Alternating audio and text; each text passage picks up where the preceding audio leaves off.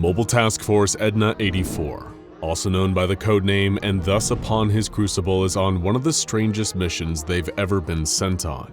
They sit in a darkened room, beads of sweat trickling down their brows. The lights of computer monitors shine upon their faces. They're tackling a monster that, if it escapes, will literally devour all of creation.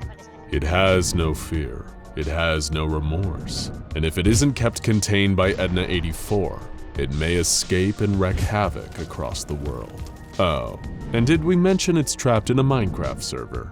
You heard us right. SCP-4335 is a cognito-hazardous extra-dimensional being of pure terror, trapped inside a procedurally generated world in the immensely popular game Minecraft. You hear about a lot of horrifying monsters being described as Lovecraftian, but only this monster is Minecraftian. There's a lot that needs explaining here, and we intend to get to all of it. But let's start with how the Foundation keeps this truly exceptional beast contained. The Foundation first discovered SCP-4335 back in 2010, shortly after the alpha version of Minecraft was released. Because of the online nature of the game, it's proven to be impossible to contain 4335 externally, seeing as it isn't confined to any one physical location.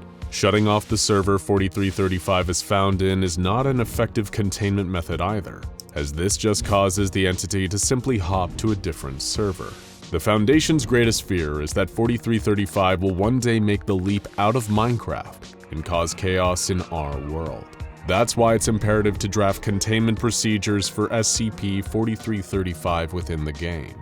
This led to the creation of a containment site unlike any other. Site M1, the first official Foundation site made entirely out of Minecraft blocks. Everyone who was originally involved in the server has been removed and amnesticized. Since then, elite SCP Foundation containment specialists and gamers have been constructing the perfect prison for SCP-4335. Site M1 is a large stone complex built into the side of a mountain.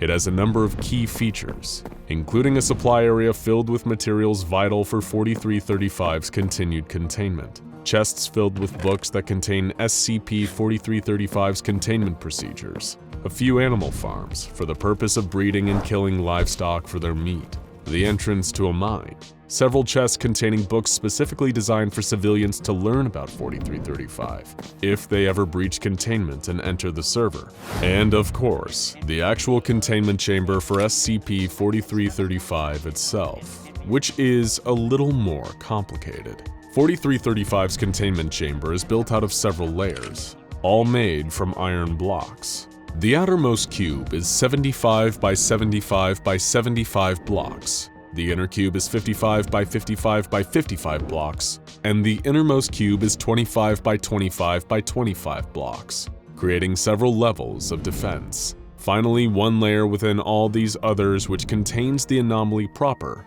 is made from obsidian blocks. SCP-4335 is bound into the center of the containment chamber with a complex mechanism. The outermost cube is completely filled with water, and several dispensers capable of rapidly dispensing large amounts of items in a short amount of time line the cube. The cube also contains several mob farms, which are devices that constantly spawn enemies into the chamber that drop loot when they die. The chamber is essentially designed to funnel a constant flow of items inwards to SCP-4335. There are even contingency measures for if SCP-4335 manages to breach containment. If escape is attempted, blocks of TNT detonate above the ceiling, causing lava to pour into the chamber. At that point, MTF Edna-84 are dispatched into the server to lure 4335 back into its containment chamber. To do this, they fire a mix of fire-resistant potions and ender pearls, which have teleportation capabilities. Interestingly, there's one more basic method of luring SCP-4335 back into the obsidian cube: taunting and insulting. One of SCP-4335's many anomalous abilities is being able to hear people through the screen, and being a proud creature, it often responds to insults by charging in to directly engage the insulter. If SCP-4335 still manages to breach the containment that has been set up for it, then they even expect that it will likely soon hop into another server. At that point, the goal will shift to finding the monster and recontaining it. With containment procedures this complex and extensive, it shouldn't come as a surprise that SCP-4335 rests firmly in the Keter class. What exactly is this anomalous entity? Why does its containment hinge on constantly providing it with items? And how did it end up in Mojang's popular building and survival game in the first place? SCP-4335, in terms of physical dimensions, appears almost identical to the player character, with an all-black skin. It also appears to be constantly shrouded in a cloud of smoke particles, and has long black tendrils protruding from its back. In some respects, 4335 has been compared to two popular creepypasta figures, Herobrine and the Slenderman. But 4335 is far stranger. Its physical body behaves similarly to most assets native to the game, with a few peculiar, anomalous abilities we'll discuss soon. Handling SCP-4335 is an extremely delicate process. If command blocks, creative mode, or server commands are ever enabled in a server with SCP-4335, the server will instantly shut down, and SCP-4335 will move to a different server. SCP-4335 also uses its tendrils to destroy surrounding blocks before consuming them. With each successful consumption, SCP-4335 grows, and when it reaches sufficient size, it hops to a different server. As you can see, keeping SCP-4335 contained is an uphill battle, but luckily there are two factors on the Foundation's side here. The first is that SCP-4335 is immobilized while consuming items and blocks, limiting its ability to actively escape Foundation forces. The second factor is that SCP-4335 needs a rest period between consuming blocks in order to grow, meaning if its consumption is constant and continuous, it isn't able to grow. These two factors have informed the entirety of the Foundation's containment procedures around SCP-4335. It's locked into its chamber and fed items and blocks constantly, effectively rooting it in place. When SCP-4335 begins to grow, the Foundation also found that the application of Ender Pearls helps reduce it back to its normal size. However, SCP-4335 does have a method of striking back against its captors. 4335 is a Virgin-class multisensory cognitohazard. Anyone viewing it without proper training and protection may experience distressing hallucinations. SCP-4335 is also capable of telepathic speech, with people playing on its server, and as we alluded to earlier, it can also hear any noises you make while playing. Weird is a term thrown around a lot when it comes to SCPs, considering it's pretty much a requirement for the Foundation to take interest in you. But an all-devouring Minecraft demon that can hear you talking through your screen is strange, even by Foundation standards. MTF Edna 84 first discovered SCP-4335 in the single-player server of Minecraft user Leaking Heart. 3 team members, Jason Yelsen, Richard Duchamp, and Shelia Freemason, covertly entered the game to investigate and potentially apprehend the creature. When Leaking Heart first discovered their presence on what he thought was a private server, he quickly left, a little creeped out by the sudden intrusion. Thankfully, the trio was still able to locate SCP-4335. They discovered the creature hiding inside a giant crater, as though it had impacted the Earth at considerable speed. Richard Duchamp, who was the leader of the team at the time, made the mistake of looking directly at the entity.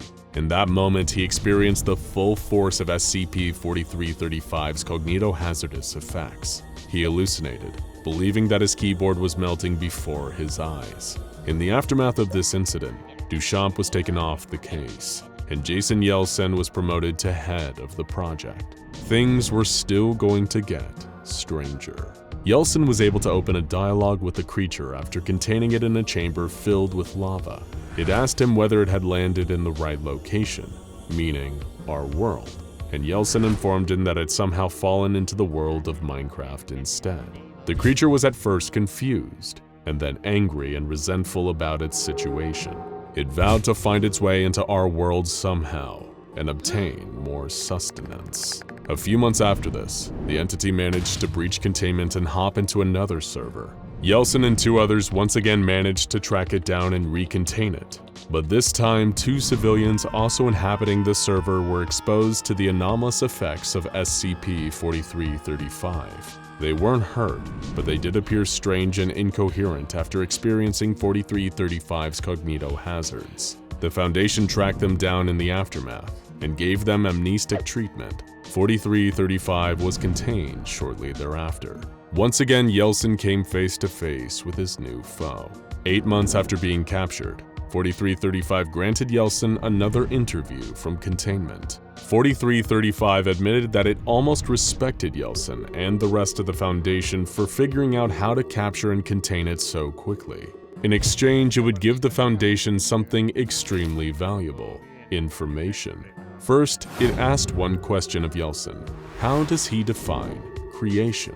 Yeltsin replied, something that is built and brought into this universe by a sapient being using other things from this universe. 4335 agreed. It went on to explain that it came from a universe devoid of creation, a dark and unknowable place, filled with nothing but violent random chaos. Its dimension existed directly above ours, and it often looked down at us through a dimensional window, fascinated by all the creation below.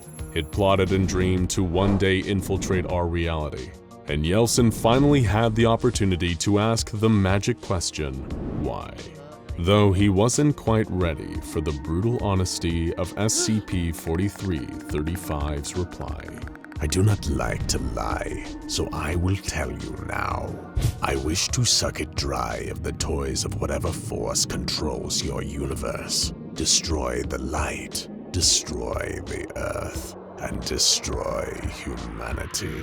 It reminded me of me, a blubbering mass of intelligence and order. It sickens me in ways I cannot comprehend. I hope you understand.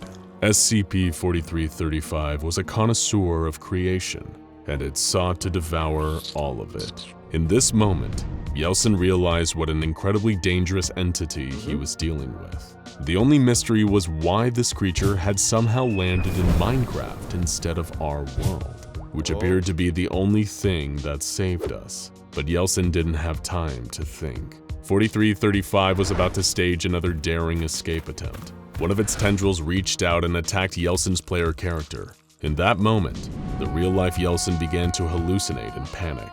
Suddenly back in the game, a series of abnormally tall, slender black figures appeared and began deconstructing the containment chamber around SCP-4335. It had somehow summoned new minions into the game to assist in this containment breach. Jason Yeltsin entered cognito hazard quarantine following this incident and was removed from the project. And he wasn't the only one affected by this incident. Following the first appearance of these long, dark figures, players across the globe began to experience them appearing in their own games. The Foundation managed to find a solution.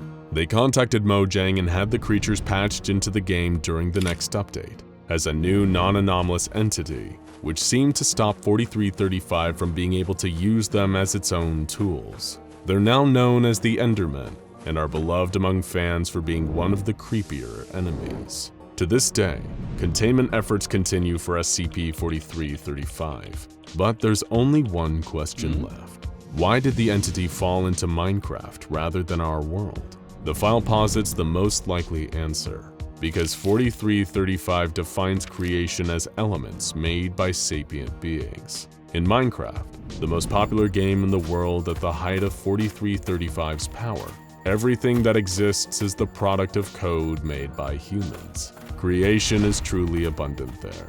As for our world, in SCP-4335's extra-dimensional eyes, there is no creation, no intelligent design, no soothing piano soundtrack, just frightening, chaotic randomness which is too unlike its own dimension. So even if SCP-4335 ever did arrive in our reality, it would likely be disappointed by how little there is to eat. You're sitting in the middle of a cheering crowd. The arena around you is electric, fans hollering from their seats as they watch the basketball game.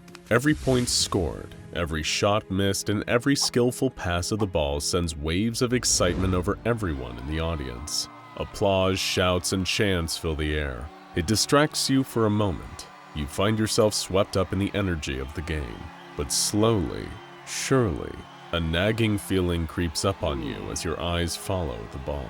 That feeling turns to a sickening realization as one of the players jumps and dunks the basketball, scoring another 2 points. You notice the look on his face, the same look on the faces of all the other players on the court, a solemn, hopeless expression.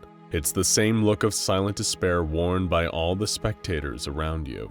Then you remember, you've watched this exact game of basketball before, many, many times before. And that is when you feel the same hopeless expression appear on your own face, realizing just how long you have been here, watching this game over and over, reminded that you will never, ever leave this arena. Welcome to SCP-1733.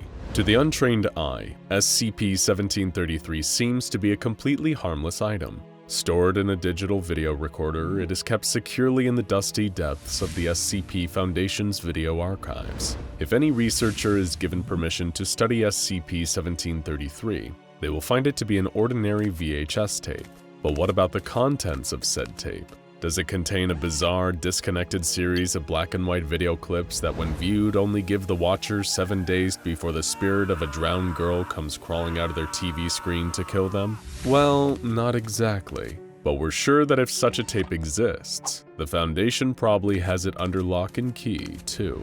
The footage on SCP-1733 is as seemingly banal as the ordinary VHS tape itself. When played, the viewer will witness a TV broadcast of a basketball game, specifically the 2010-2011 NBA season opener, broadcast on television and captured on tape by an unknown civilian. The game took place on the 26th of October 2010 in the TD Garden Arena in Boston, Massachusetts, a game where the hometown Boston Celtics took on the Miami Heat. By now, perhaps you are wondering what is so special about this particular game, and why the SCP Foundation would be so interested in keeping a VHS recording of it so secure. Is one of the O5 Council secretly a Celtics fan? Well, that's impossible to say for sure. What we do know for certain is that SCP-1733 is far more than just a harmless recording of a basketball game. The SCP Foundation first caught wind of SCP-1733's existence the day after the game. On October 27th, a Boston native that had watched and recorded the game made comments on social media about a technical foul that the game's referee had failed to pick up on. According to this individual, during the third quarter, an instance of unsportsmanlike conduct took place between Ray Allen and Chris Bosch. The person making these claims was quickly ridiculed by commenters on the same thread, but then this person uploaded a clip of this foul from the footage they had recorded. The other commenters were dumbfounded. During the original broadcast, that foul had never happened, but the recording showed it clear as day. The footage was quickly expunged and all traces of the clip removed from the internet by personnel acting on behalf of the SCP Foundation.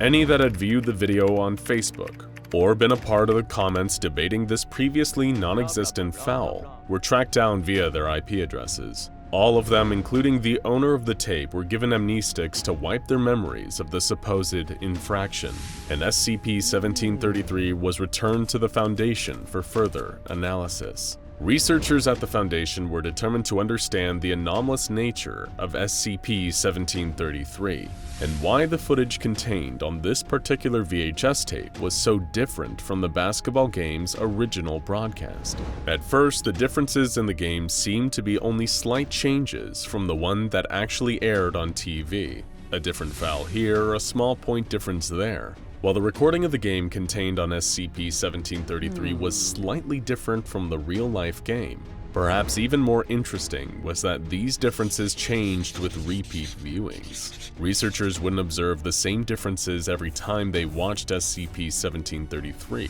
but would instead spot something different that had been changed each time they restarted the tape. And as they continued to watch and rewatch SCP-1733's footage, the true horror of the video's anomalous properties became more and more apparent. As the footage recorded on SCP-1733 began to diverge more and more from the original broadcast, researchers shifted their attention away from the basketball game itself and onto the people watching it. Just like the specifics of the game itself, the fans in the arena seemed to also change with every rewatch of the tape. And even stranger, the people in the crowd seemed to not only be aware of their existence within the footage, but also retain memories of every previous replayed vision. Each time the researchers had watched SCP-1733, the audience trapped within had gained more and more cognizance. Every man, woman, and child in the audience of that basketball game began remembering that they had seen multiple variations of the same game over and over again. This first became apparent to Foundation researchers when the game's commentators, two presenters named Mike and Tommy, began to comment on a strange sense of déjà vu they were experiencing as they watched the Boston Celtics and Miami Heat play. Both seemed to share notions that the game they were witnessing was strangely familiar, and in later replays of the tape, these two commentator personalities were able to recall the events of the game with perfect, vivid accuracy. While they never addressed the viewer directly, this cumulative effect seems to have extended to every person that was present within the arena at the time that the original broadcast was recorded. Everyone, from the commentators to the coaches, the players to the patrons, all remember the diverging versions of the basketball game, but seem to have no awareness that they are trapped inside a recording on a VHS tape. It should be noted that it is still unclear whether the entities are real people or digital copies that solely reside on the tape. Every individual shown to be inside TD Garden on the 26th of October 2010 seems to be identical to their counterparts in the real world. Each of the basketball players on both the Boston Celtics and Miami Heat teams have the exact same level of talent as they do in reality, and their individual mannerisms are perfectly recreated in the SCP-1733 footage. And the same is true of the fans in the audience, each one appearing to be, in every conceivable way, a living human being. But the most unnerving aspect of SCP-1733 was found when the Foundation agents were tasked with tracking down members of the audience who were seen on the tape, and they found nothing. Unlike the players and coaches who can quite easily be found in our world, with many of them still playing or involved with professional basketball, personnel were unable to find a single trace of any of the people from the audience. Not one clue as to their current whereabouts or status. It is unclear how, but it appears that everyone shown on SCP-1733, especially those watching the game unfold from the stands, is a person trapped in digital form, stuck watching variations of the same match on loop.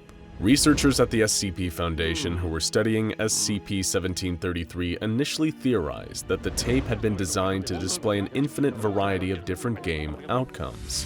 Given that the tactics utilized by the players were different with each playback of SCP-1733, this seemed to be the case, that the tape was showing a what-if scenario each time the tape was rewound and played from the start. But the scenario wasn't resetting each time.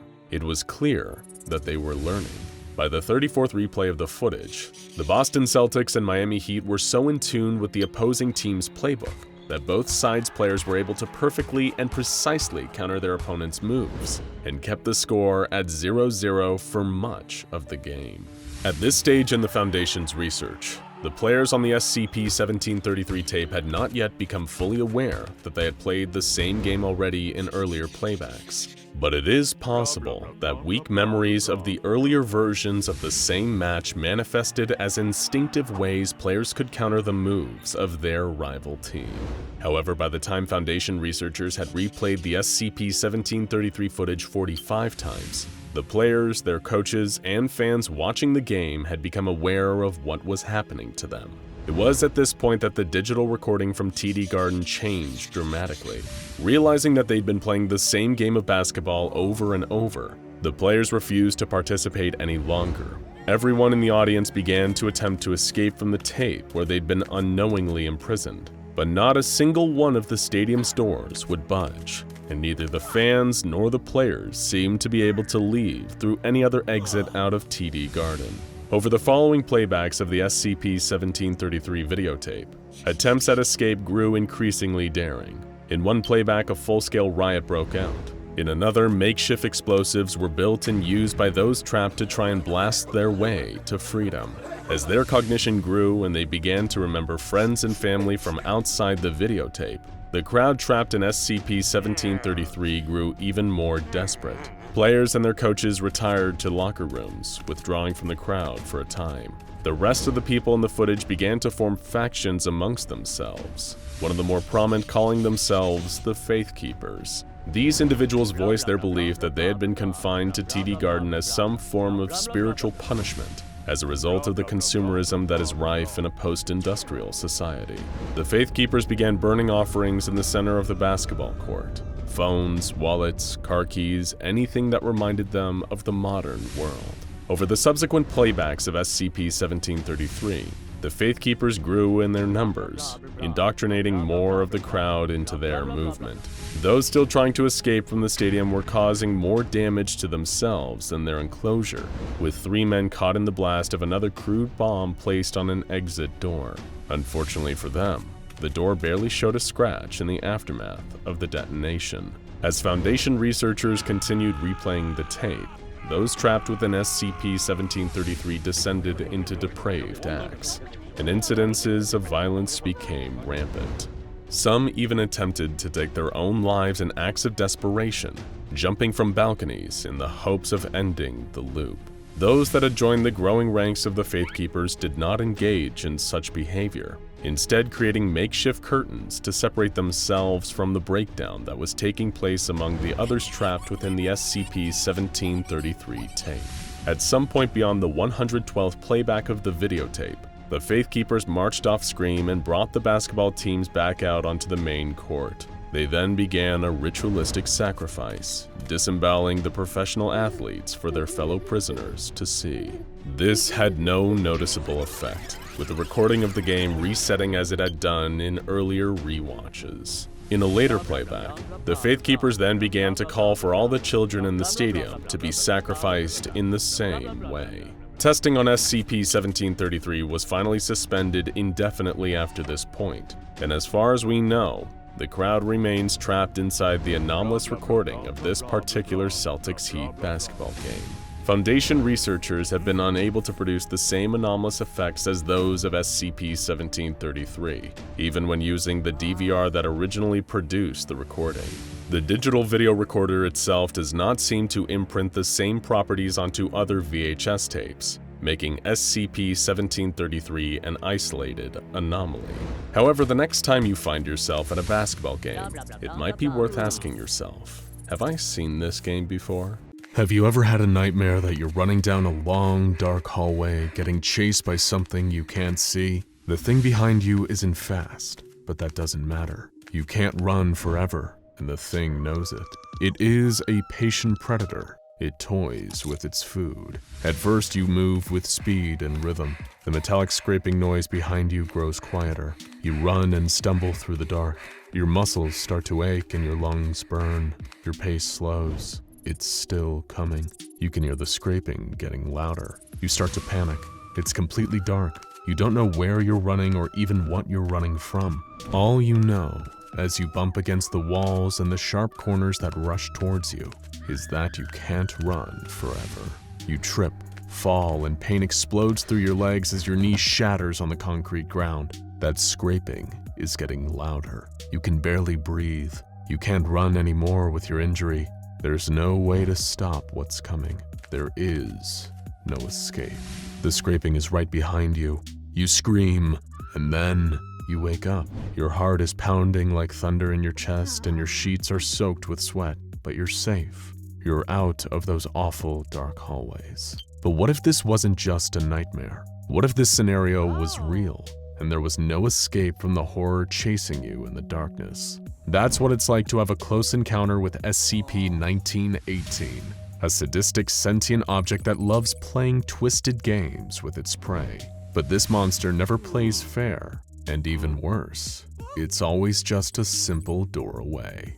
It may even be hiding behind a door near you right now, waiting to start a game with its new playmate. But soon you'll understand why some doors should never, ever be opened, and why some games are better left unplayed.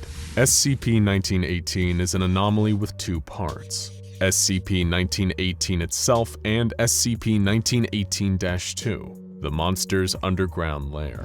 The duo are a match made in hell, as the chambers and hallways of 1918-2 are perfectly tailored to 1918's violent hobbies. Nobody knows how long this anomaly has been operating, but it's probably behind countless disappearances. After all, 1918 has a habit of breaking its toys. The nightmare began in a small town in Maine with a population of only 226 people, but that population was about to get lower. People in the town began to report strange noises at night, a droning metal-on-concrete scraping noise, like someone dragging a lead pipe along the ground. At first, people just ignored the sound. It was all in their heads, or maybe just a faulty oven or a washing machine on the fritz. Anything that would allow them to forget about the noise and get on with their daily lives. But the noises were coming from below. They could be heard out on the streets, most audibly near manholes and sewer grates. People started feeling unsafe in their homes. The noises were spooking animals and children. People were losing sleep. That scraping they all tried to ignore was beginning to get to them all. Letters, emails, and angry phone calls to the town council were piling up. Something had to be done before the whole town went crazy with fear. The mayor authorized 4 utility workers to investigate the source of the noise at a local sewage treatment facility.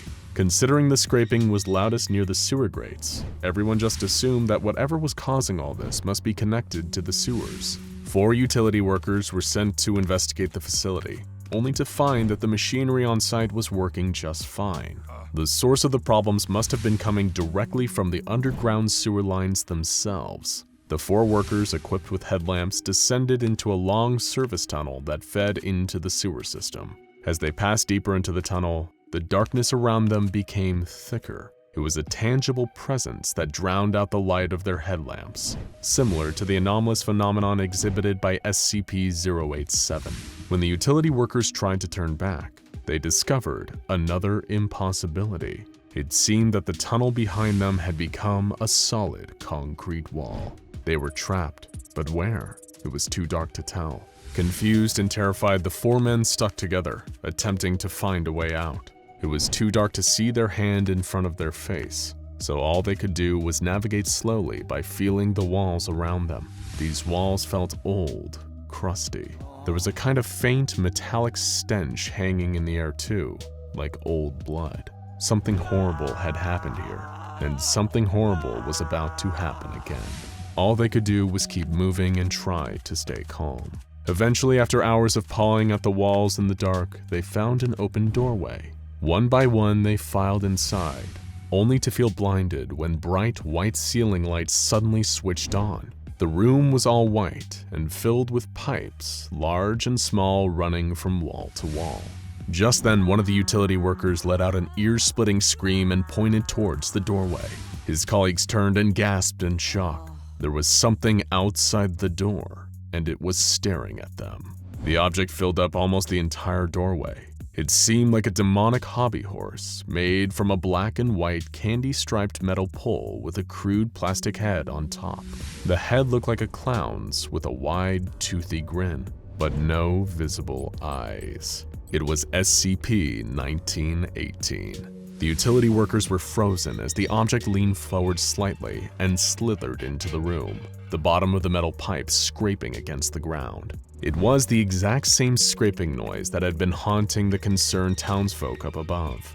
This was the thing behind it all, and as the object moved, its metal pole started to scrape words into the ground. Tick, tack, toe. None of the 4 utility workers were ever seen again. It didn't take long for the SCP Foundation to descend upon this quiet Maine town and pick up the pieces. All relevant officials were provided amnestics, and cover stories were created for the disappearances of the 4 utility workers. The Foundation also commandeered the sewage treatment facility that held the entrance to SCP-1918-2. Replacing all key roles at the facility with undercover Foundation personnel. SCP-1918 was given a Euclid classification due to the fixed nature of its hunting grounds, and then the real research began. The Foundation soon made some disturbing discoveries. Entrances into the SCP-1918-2 area didn't follow any kind of logic. The hunting ground of SCP-1918 can be entered from almost any location, if you're unlucky enough. There are currently 9 known entrances, including 5 sewage grates, 3 utility shafts located in a sewage facility, and 1 toilet. And these are just the ones that the Foundation knows about. There are a huge number of ways to enter SCP-1918-2, but to this day, nothing has ever been able to leave. SCP-1918-2 is contained 20 meters below the streets of this unassuming Maine town. Personnel, aside from Foundation-approved D-Class guinea pigs, are refused entrance. Researchers have mapped out the layout of 1918-2 through seismic imaging of SCP-1918's movements. There are 18 identical room pairs in SCP-1918-2, or 9 compound rooms. Rooms are differentiated between a 1-room and a 2-room by crude carvings on the floors outside of the individual rooms. SCP-1918-2 is symmetrical, with half-a-meter wide paths circling each compound room.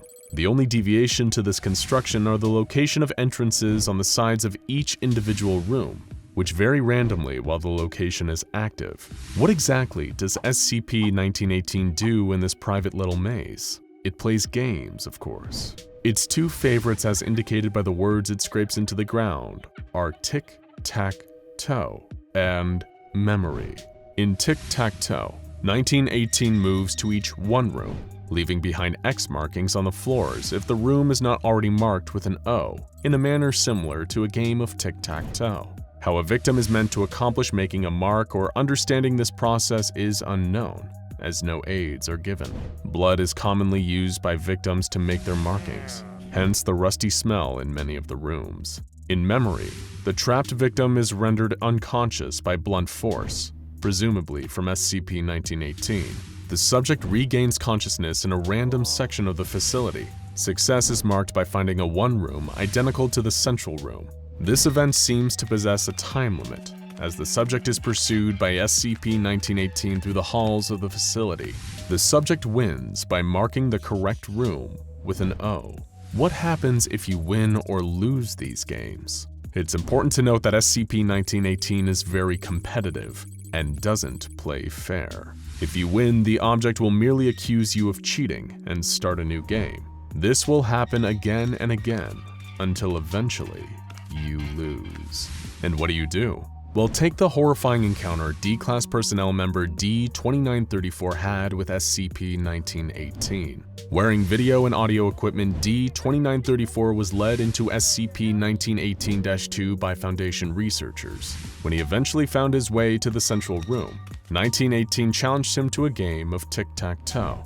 And against all odds, D-2934 won the game. But 1918 didn't take kindly to that. It accused D-2934 of cheating, carving its accusations into the ground before challenging him to a deadly game of memory. After hours of chasing, D-2934 eventually lost his mind and was backed into a corner by 1918. As the object made its way towards him, he panicked, ripped a pipe from the wall, and began smashing 1918's head.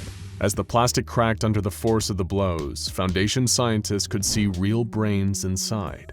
D-2934 screamed, and the video feed cut off. When the video turned back on sometime later, 1918 stared into the camera with a different head mounted atop its metal pole, one that just a few hours earlier had belonged to the unfortunate D-2934. If there's one lesson to be learned from this terrifying anomaly, it's that there truly is no escape from SCP-1918. God damn it. The comment section on this one is gonna be hell.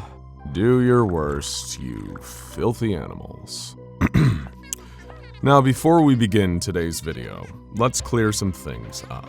We know exactly what you're thinking.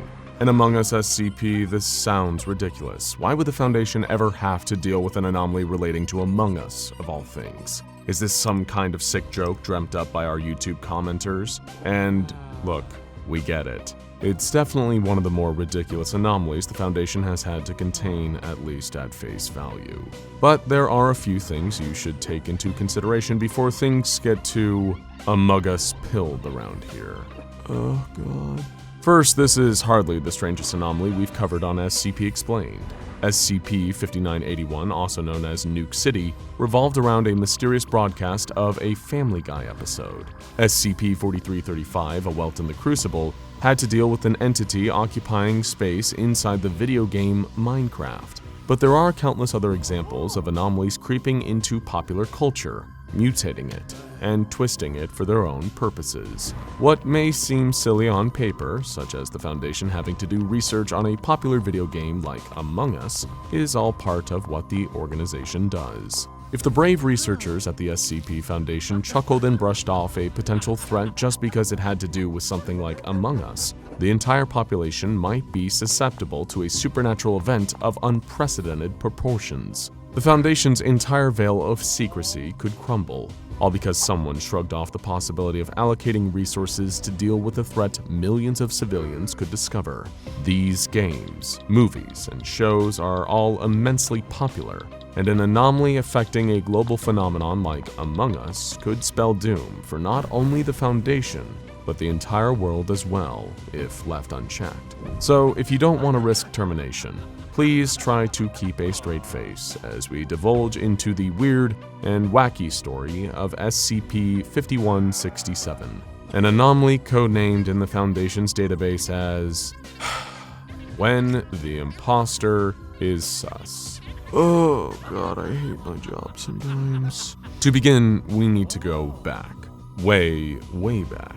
Centuries before Among Us was even conceived as a concept, before video games had been invented, and even before electricity itself was discovered.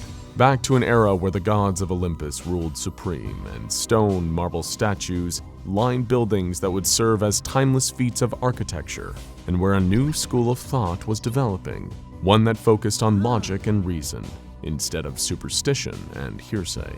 That's right. We're talking about ancient Greece, a society that, for all of its achievements and progression in the fields of education, cultures, and logic, was still largely governed by religion and mythology. But of course, as you may come to expect when dealing with the SCP Foundation, there's always a little truth in that which we cannot understand. While those who are unaware of the paranormal might deride the Greeks for being overly focused on a pantheon of gods they logically should have no reason to believe, those who know that anything can happen in the world of the anomalous may approach this topic, and the subject of religion in general, in a different light. The Greek gods were very real. While the myths may not be entirely true, and they may not have been literal gods, there were a group of anomalous entities who influenced Greek society, performing miraculous feats that left those who observed them in complete wonder, and putting together cults of worship surrounding them. While most of this was done in secret, word of these beings traveled incredibly fast in the ancient world, and they were heralded as gods, beings of divine might that could do anything in the universe, who existed above the mortal plane and demanded worship from their followers. A glance at Greek mythology paints a picture of a group of gods who acted more or less like humans. They fought, they killed, they argued, and they felt human emotions. It's likely that this characterization in the stories emerged from how these entities conducted themselves in actuality.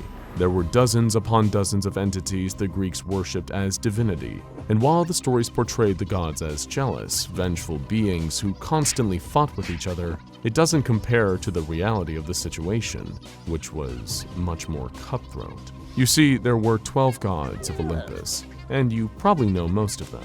They're remembered today for a reason: Zeus, Athena, Poseidon, Ares, the list goes on. We still remember these beings because of the iconic stories they took part in, and how significant they were in ancient times. While for every Zeus, god of lightning, there were 5 more gods who absolutely no one but the most hardcore historical fanatic remember. Gods of niche subjects, who had small followings, who never had those character-defining myths to flesh them out and preserve them for all of history to remember. Who would, when Greece fell, fade into obscurity. For every Zeus, there was a Phthonus. Who was Phthonus, you ask? Well, if the guy heard you asking that question, he'd probably smite you down before the question even left your lips, if he wasn't engaged in a hardcore game of Among Us, that is. Don't worry, we'll get there. All will be explained. It's the name of the channel after all. Phthonus was a god of jealousy and envy, mainly in a romantic context. Do you have a crush on someone who's already taken? Phthonus knows all about that. Do you wish you weren't trapped in a dead-end relationship with someone who doesn't love you? Phthonus understands your plight. But Phthonus wasn't just a reverse Bizarro Cupid. He was a literal personification of the emotions of jealousy and envy themselves. No matter the context, if it was petty and greedy, Phthonus knew it all too well. You would think that this would make Phthonus a prime candidate for some mythological drama, right? After all, the Greek gods loved their infighting, and who better to stir up some Hera said, Zeus said arguments than a literal god of envy? Well, it didn't quite work out that way for Phthonus. His appearances in myths were infrequent, and today he is nearly all but forgotten, reduced to a mere 3 sentences on a Wikipedia page, while other figures from his era have taken on an entirely new life in the modern day as cultural icons like Perseus or Hercules. But no, poor Phthonus, whose penchant for jealousy and envy backfired on him and catapulted him into obscurity. Why did this happen? It's kind of obvious when you think about it. While other gods granted their worshippers a good harvest or copious amounts of wine and partying, all Phthonus had to offer was, well, the ugly side of humanity. His worshippers were far and few between. After all, no one wanted their entire life to revolve around the jealousy of others, and Phthonus, being a personification of envy, had an understandably difficult time getting people to devote themselves to him.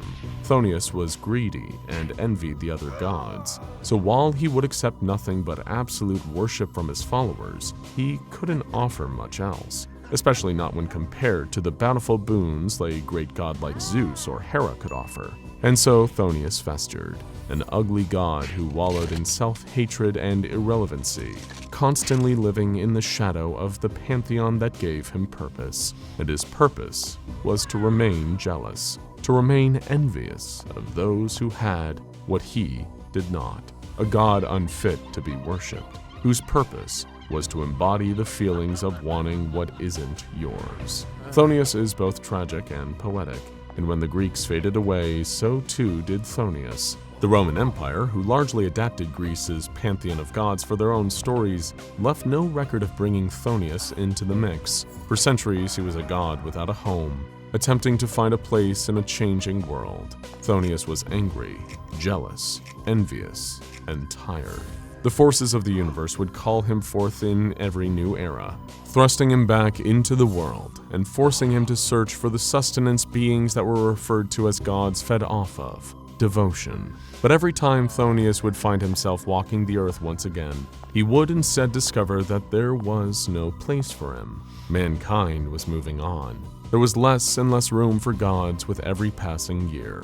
All the popular ones had established themselves as everlasting religious figures at this point, and they would never fade away. Some took pleasure in living among humans, rising to power as people of influence and fame. Others, who could not find a place in the world, would fade away, never to be revived or worshipped ever again. Forgotten dead gods who the world long outgrew. But Phthonus' jealous spirit would never allow him to consign himself to that fate. He hated who he was and what he stood for, but that nature brought him back so many times before. It was his jealousy of the other gods who were somehow managing to linger beyond their Greek heyday that caused him to persevere. He needed a purpose, one last chance to be remembered. He had struggled for centuries, and this was his last-ditch effort to be remembered. Wherever he would wake up in the modern era, Phthonus would have to make the most out of it. And this is where Among Us comes in.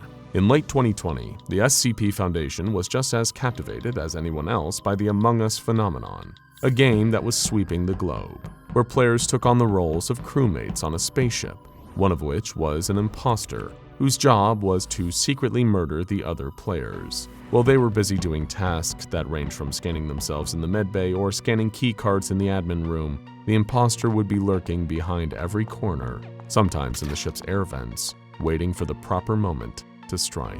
If a dead body was found, a player could report it, and the players would then discuss which one of them they suspected to be the imposter. The game's addictive psychological elements and accessible rules made it a smash hit, but for the Foundation, they were infatuated with it for entirely different reasons. You see, when a piece of media attains the level of fame that Among Us did, the Foundation has to make sure to keep their eyes on it. Popular media is a prime target for anomalies. The population's collective attention on it just seems to invite the forces of the supernatural world to warp and distort what we know to be familiar. And this is exactly what was happening to Among Us. For months, the Foundation was documenting cases of an entity who appeared in games of Among Us and caused havoc in the real world. These cases and their after effects were so severe that the Foundation deemed the anomaly significant enough to get its own file in the database, designating it under the name SCP-5167. SCP-5167 would join games of Among Us like any other player. They would blend in, much like the imposter in the game, and play just as anyone else would. It was what happened after a player participated in a session with SCP-5167 that had the Foundation investigating every aspect of the game.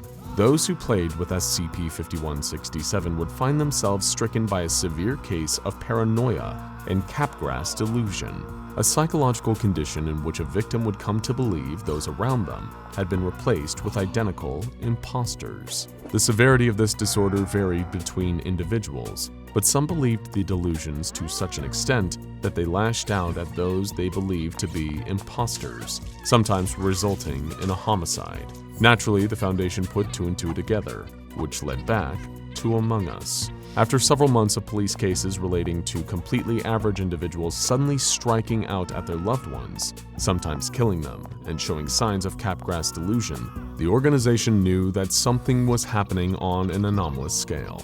At first, it was difficult to make the connection to Among Us, but the Foundation eventually learned from interviews with victims and an examination of their habits over the past few weeks, they had all played the game. And through analysis of the Among Us community's various trends and habits, the Foundation discovered SCP-5167, an entity that was slowly gaining notoriety within the game's community as an almost mythological figure. SCP-5167's tendency to spout long, wordy rants at other players during the game's emergency meeting sessions positioned them as an inside joke for those who encountered them. Needing to establish a link between these anomalously induced bouts of paranoia, the Foundation set up a group of web crawler AIs to track Among Us game sessions until SCP-5167 would appear. It was a long shot, but it was one of the many different theories on why these victims were undergoing this level of psychosis, and if it proved to be true, then the Foundation would have a solid idea of what to do next. After weeks of nothing, SCP-5167 was spotted in a game, and the Foundation acted quickly to track down the other players who played alongside the entity. Naturally, they exhibited signs of paranoia and delusion, some of them only for weeks and others for months. That was enough evidence for the Foundation. Would later document several other occurrences of games with SCP-5167 resulting in these psychiatric conditions in other players. The Foundation did what they do best and established a series of special containment procedures that would wipe SCP-5167 from the internet as best they could. Web crawlers were trained to take down any mentions of the entity, and if a potential sighting was discovered, the Foundation would investigate any and all players involved in the incident. Anyone affected by SCP-5167 would be held under the guise of receiving medical treatment for mental health issues, and they would be amnesticized completely. You might be thinking that the after effects of SCP-5167 are relatively tame compared to what the Foundation usually deals with. But look at it this way. Among Us is a game played by millions of people.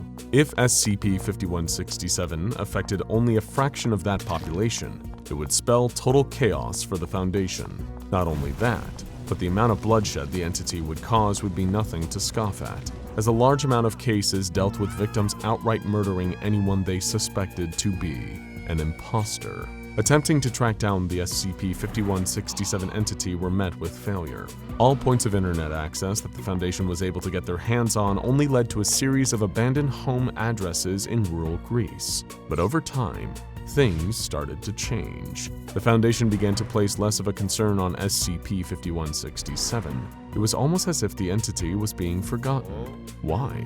This letter, addressed to the SCP-5167 research team from the site's director, might clear some things up. As requested by head researcher Abrams, I've had the Site-22 analyst look into the progress of SCP-5167's anomalous effects over the period we've observed it, and the results are much as I expected. When we first discovered SCP-5167, for the sake of argument, let's say this is when SCP-5167 first came into existence, the impact it had on its victims was severe. I don't think I have to remind you of what Billy Heath did to his family's faces. But since then, almost immediately really, since that first couple of manifestations, the potency of its effects have started to decline. Full detachment from reality became delusion, and delusion has now become paranoia. And the intensity of that paranoia is lessening in each new case. This is all conjecture, of course, and shouldn't be taken as gospel, but based on what we've observed of this anomaly thus far, our estimation is that SCP-5167's anomalous effects will become inert by the end of the year. Whether it'll keep popping up in these video game matches is another story, though. It was just as the director had explained. SCP-5167's cases were becoming less severe. They were almost becoming irrelevant. So much so that the Foundation hypothesized that the anomaly's declining potency would lead to its neutralization before long, an entity fading into irrelevance and obscurity once more. If you haven't figured out yet, maybe SCP-5167's username will spell it out for you. When the entity joined games of Among Us, it made sure that everyone knew who it was. Well, everyone would know who it was if the entity had managed to maintain any form of popularity over the past dozen centuries or so. That's right, SCP-5167 would join under the name Phthonus. The god's new life had thrust it into the modern day, except this time it was inside the game of Among Us, where it was forced to cope with the reality that the world seemed to be more obsessed with a trendy game than any god or mythological figure. While inside the game, Phthonus was one bitter individual. During emergency meetings, instead of trying to figure out if Red was sus or not, the god would just yell at the players around him. One player asked Phthonus what they were doing while the rest of the crew was performing their tasks, to which Phthonus poetically responded, "Where was I? I was there when the mountains were newborn and the oceans virginal. I was there when gods walked among men and their wisdom was cast down like sunlight. I was there when mankind was capable of legends. And now, I find myself in a world that has forgotten even the taste of life, even the very concept of life beyond existing from one day to the next. Mere continuance, where all the world is wasted away in idle play of emotions that once rang true. I am in the world where even the gods are forgotten, their bones washed away by time. A world where man has moved on, where all the legacy I have left are 3 sentences on Wikipedia. I thought my time had come again.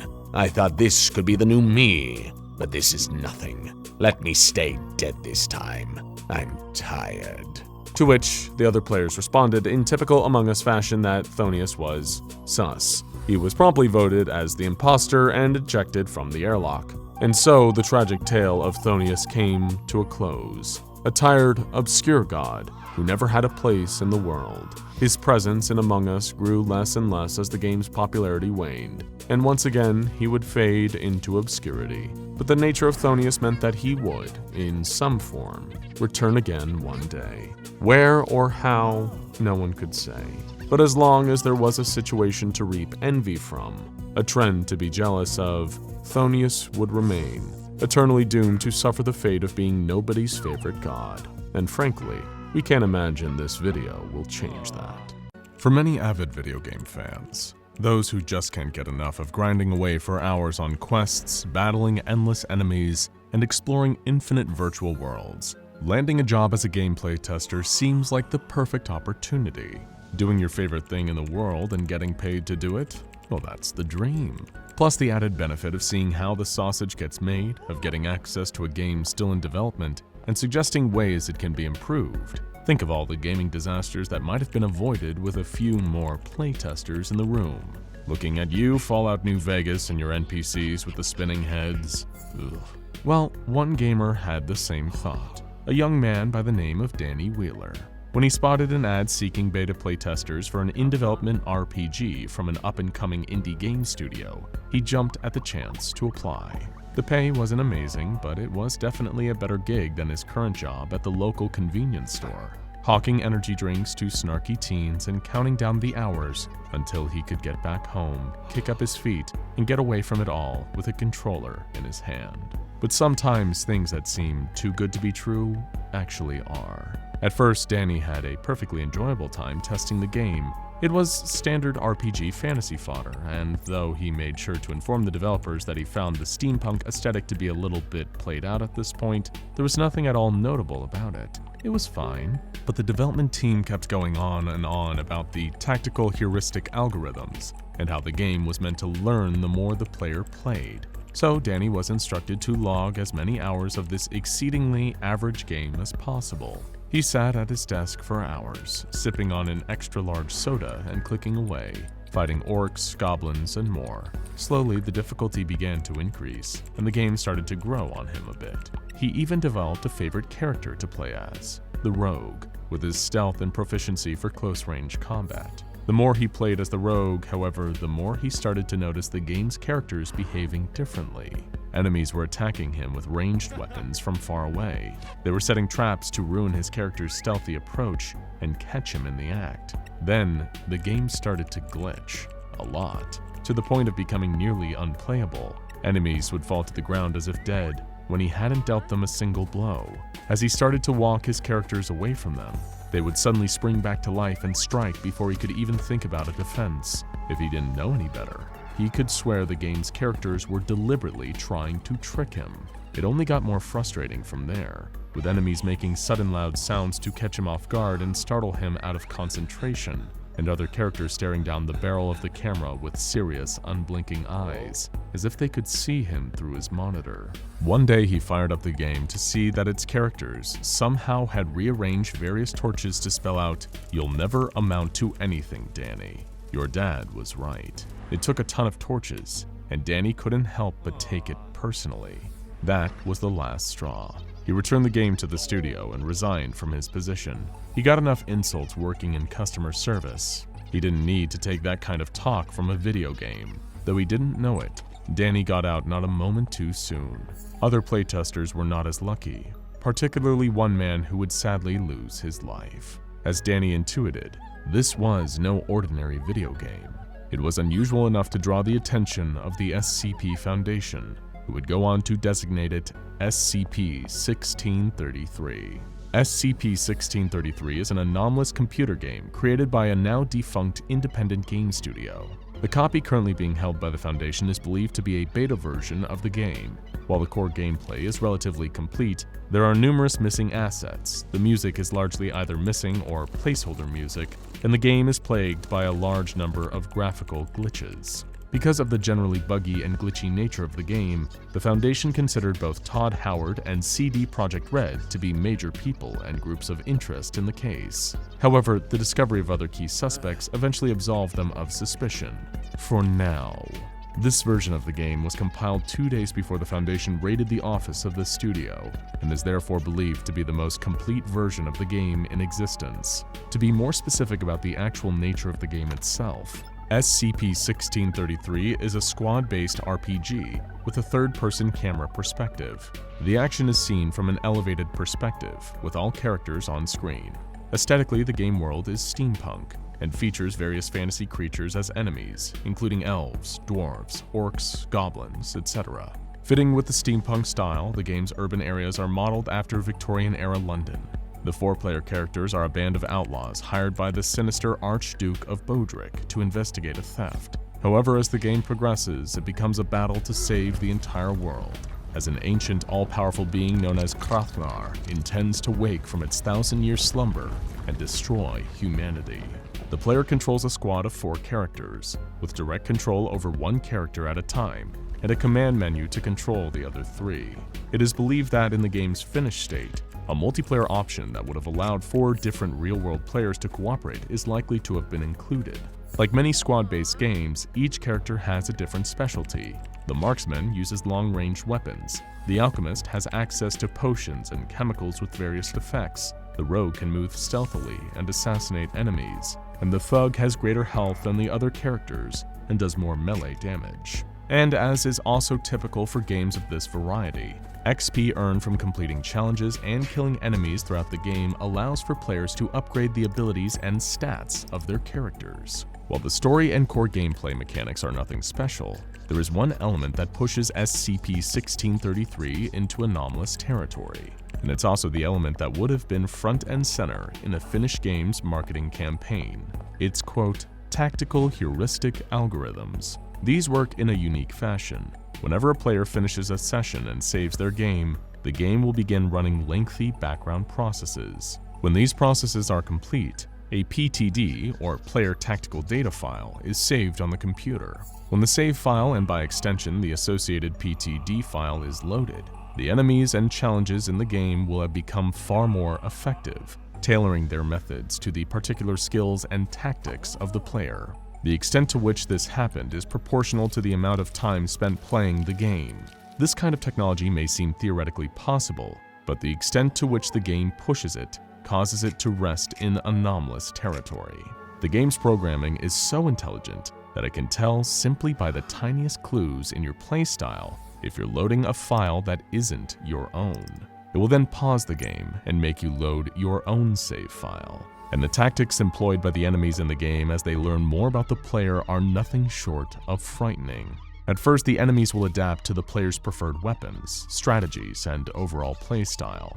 Then they will realize that the player character is controlled by an external force, meaning, of course, you, and begin to mount psychological attacks directly on the player. Through numerous tests, the Foundation has been able to build a kind of framework for the average player experience. Through this framework, we're able to track and correlate average playtime with the average adaptability of SCP-1633 to the player. It is worth noting that these effects do not apply if the game is completed in a single continuous playthrough.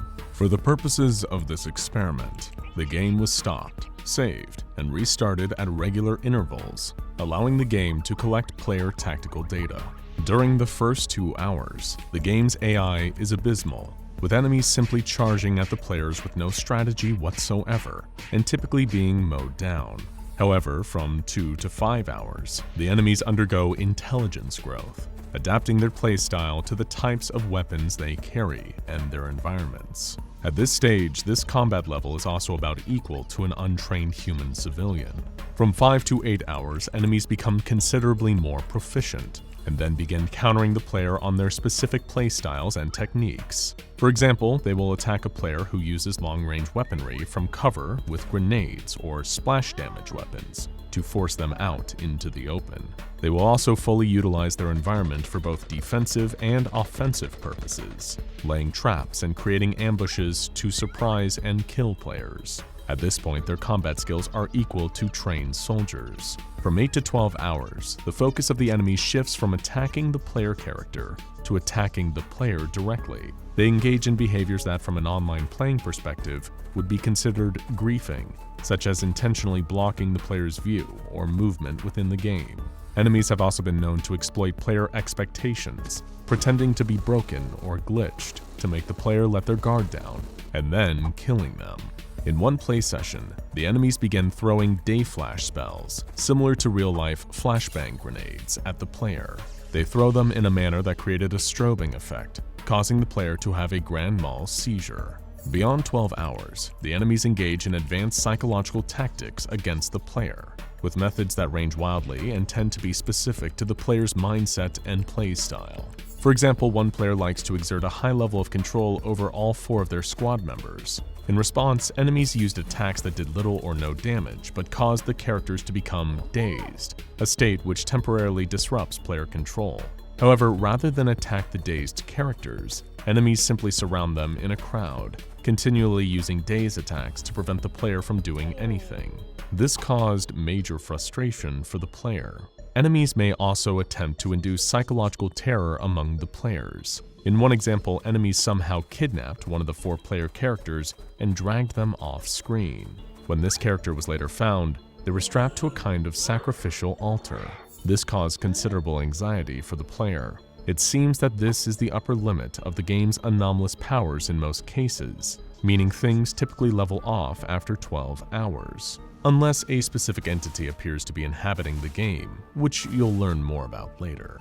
In order to discover the prior information, the SCP Foundation performed a series of tests on the game with various different subjects. In Test 001, junior researcher Ross, an experienced gamer who was pivotal in first discovering the anomaly, skipped ahead of the typical preliminary D-class tests. Seeing as he was already eager for the game's non-anomalous release, he was also eager to be the first in line to try it out on the Foundation's dime.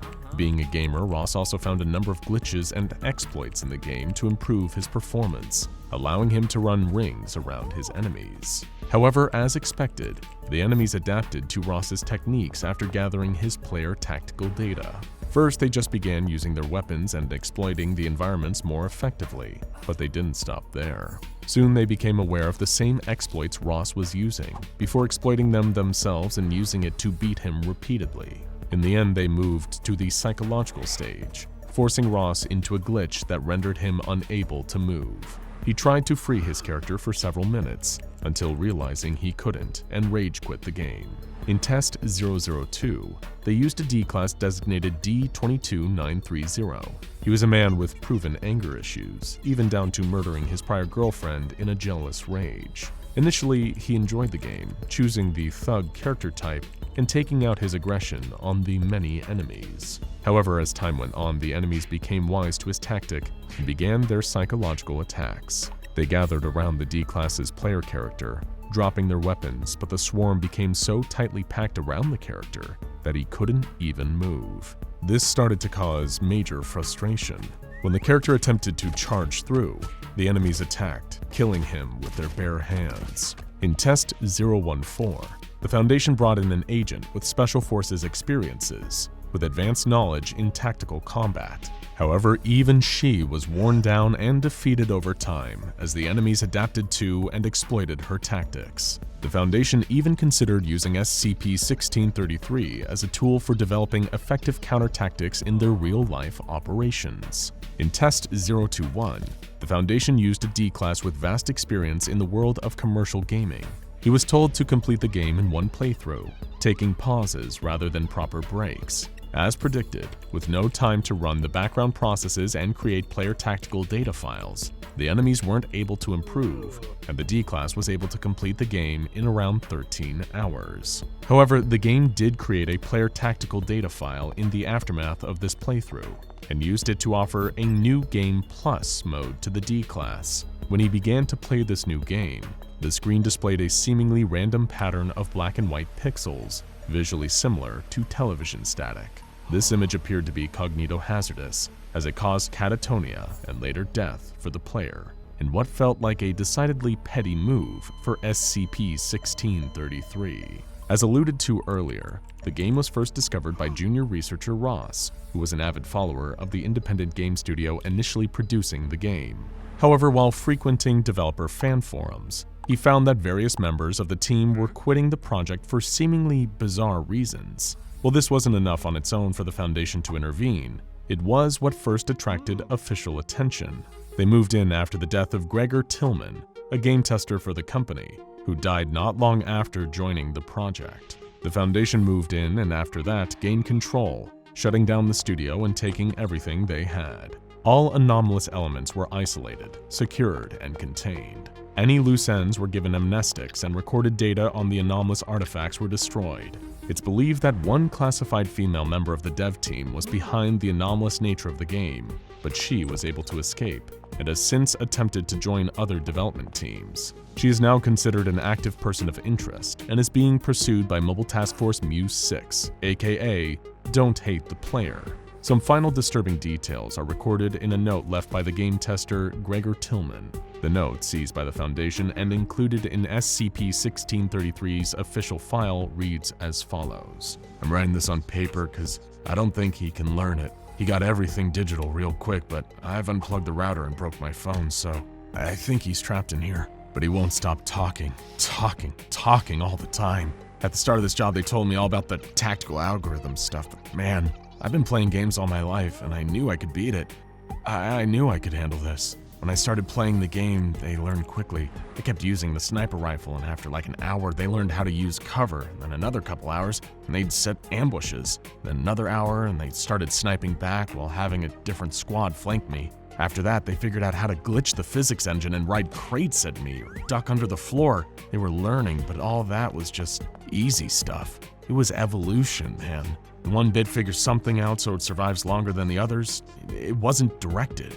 After Act 3, Krathnar shows up.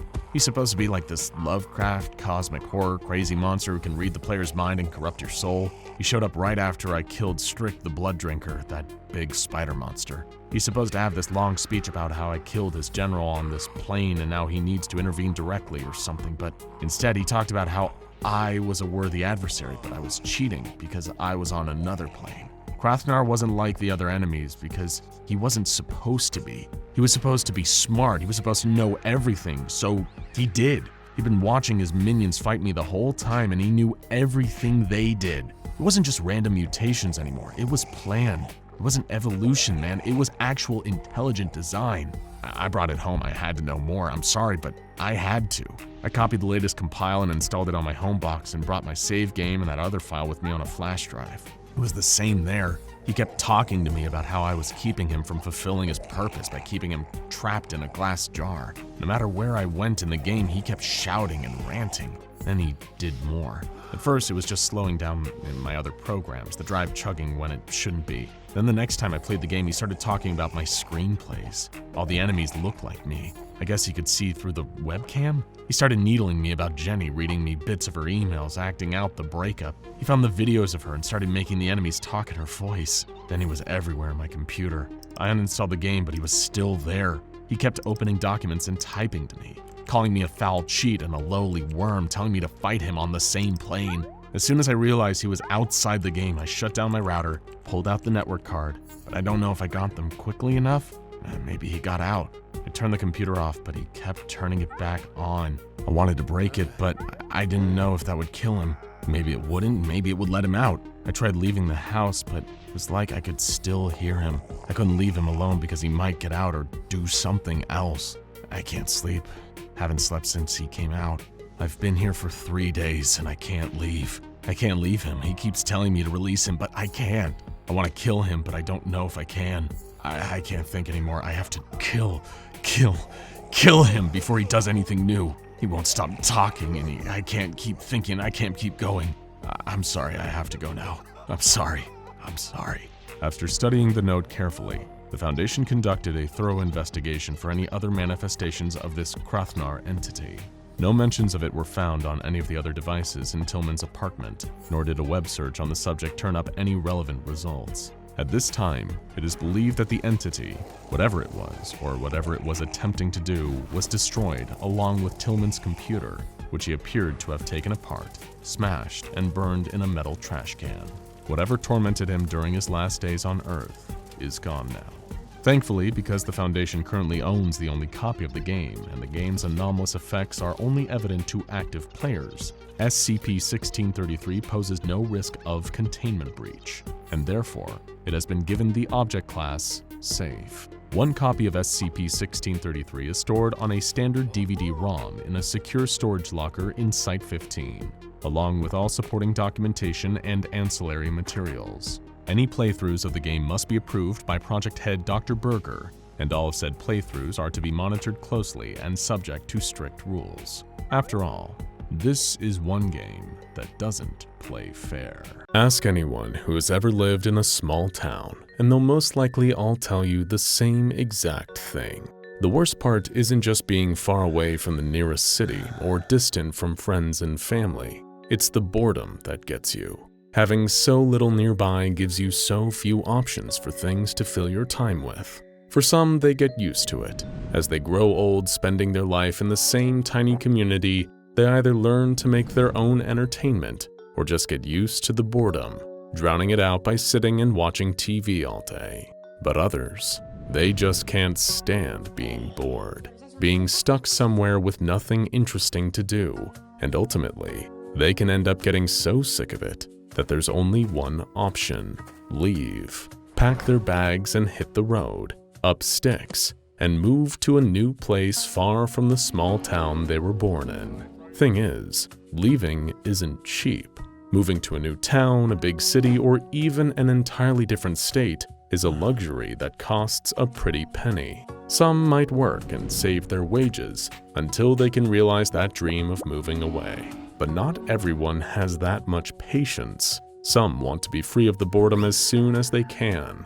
Maybe they might apply to be a contestant on a game show, chance it all, and try to win themselves a big cash prize. Sure, it's a hell of a gamble, and a loss might mean humiliation in front of everyone you know and more, but winning could be your ticket away from small-town living.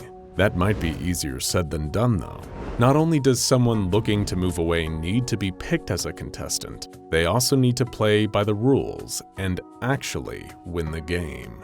But as if that wasn't enough, they also have to live to tell about it. For as long as she could remember, Kat had always hated it here. Her hometown was tiny, too small to include more than the main street with few local stores, the one school that everyone who had ever lived there had studied at, and little else of note. And as for things people could do for fun in the town, well, as you can probably imagine, the options were severely limited, especially for a group of teenagers like Kat and her friends. Most of the time, all that she and the others, Leo, Ricky, and Danny, could do to pass the time was sit in the back of Ricky's truck and park in the middle of town, watching people and waiting for something even mildly interesting to happen. Not that it ever did. The four of them had a name for the rest of the townsfolk, everyone that had lived there for their entire lives and never dared to venture anywhere else. Lifers, as in they were imprisoned, serving a life sentence in this small town, never to escape or move on or make something of themselves. As much as they liked to poke fun at those people, each of the group knew that every weekend they wasted just sitting around, the closer they were getting to one day become lifers themselves. "We need to just go," Kat would say, trying to rally the other three into taking a spontaneous trip away as a group. "Just load up the truck one day, pick a direction, and drive until we find somewhere." Ricky and Leo would nod their heads in agreement, and Danny would talk for hours all about the places she might like to go to one day. But none of them ever actually made any plans to leave. Nobody knew where to start, until they heard rumors about an abandoned TV studio just outside of town. Apparently, according to Danny's older brother, it had been there for years, just sitting there completely empty. It wasn't just a small local studio either. One of the big national networks had owned it, and used to film there regularly back in the day. "Why would someone set up a studio here of all places?" had been Leo's immediate response. "Look at where we live," Kat replied. "It's the literal middle of nowhere. The network must have got the land dirt cheap. The real question is, why don't we go and check it out?" "What for?" Danny asked. Kat silently gestured at the cramped main street that surrounded them, the place that may as well have been the center of the known universe to the four teenage friends. "Do you see anything else to do around here?" Before long, the four of them were in agreement. Ricky's truck pulled up in front of their houses in the middle of the night, and under the cover of darkness, they drove out towards what was left of the TV studio. This was it. They were finally going somewhere beyond the choking, cramped confines of their tiny hometown. Although whether or not they'd all make it back was another matter. Here's a hard lesson for you kids. You can't fight for life you believe you deserve if you don't have a little skin in the game.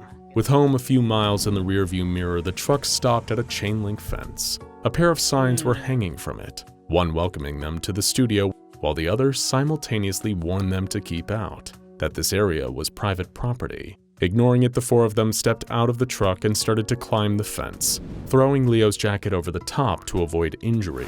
Beyond the fence was a huge building, almost the size of a warehouse, with a door marked Studio Entrance that practically invited the intrepid teens to open it up and have a look inside. Each one of them carrying a torch in hand, the group walked up to the abandoned studio and gently pried open the door, trying not to make too much noise. Even though they knew the whole place was abandoned, they still didn't want to attract too much attention and get caught trespassing.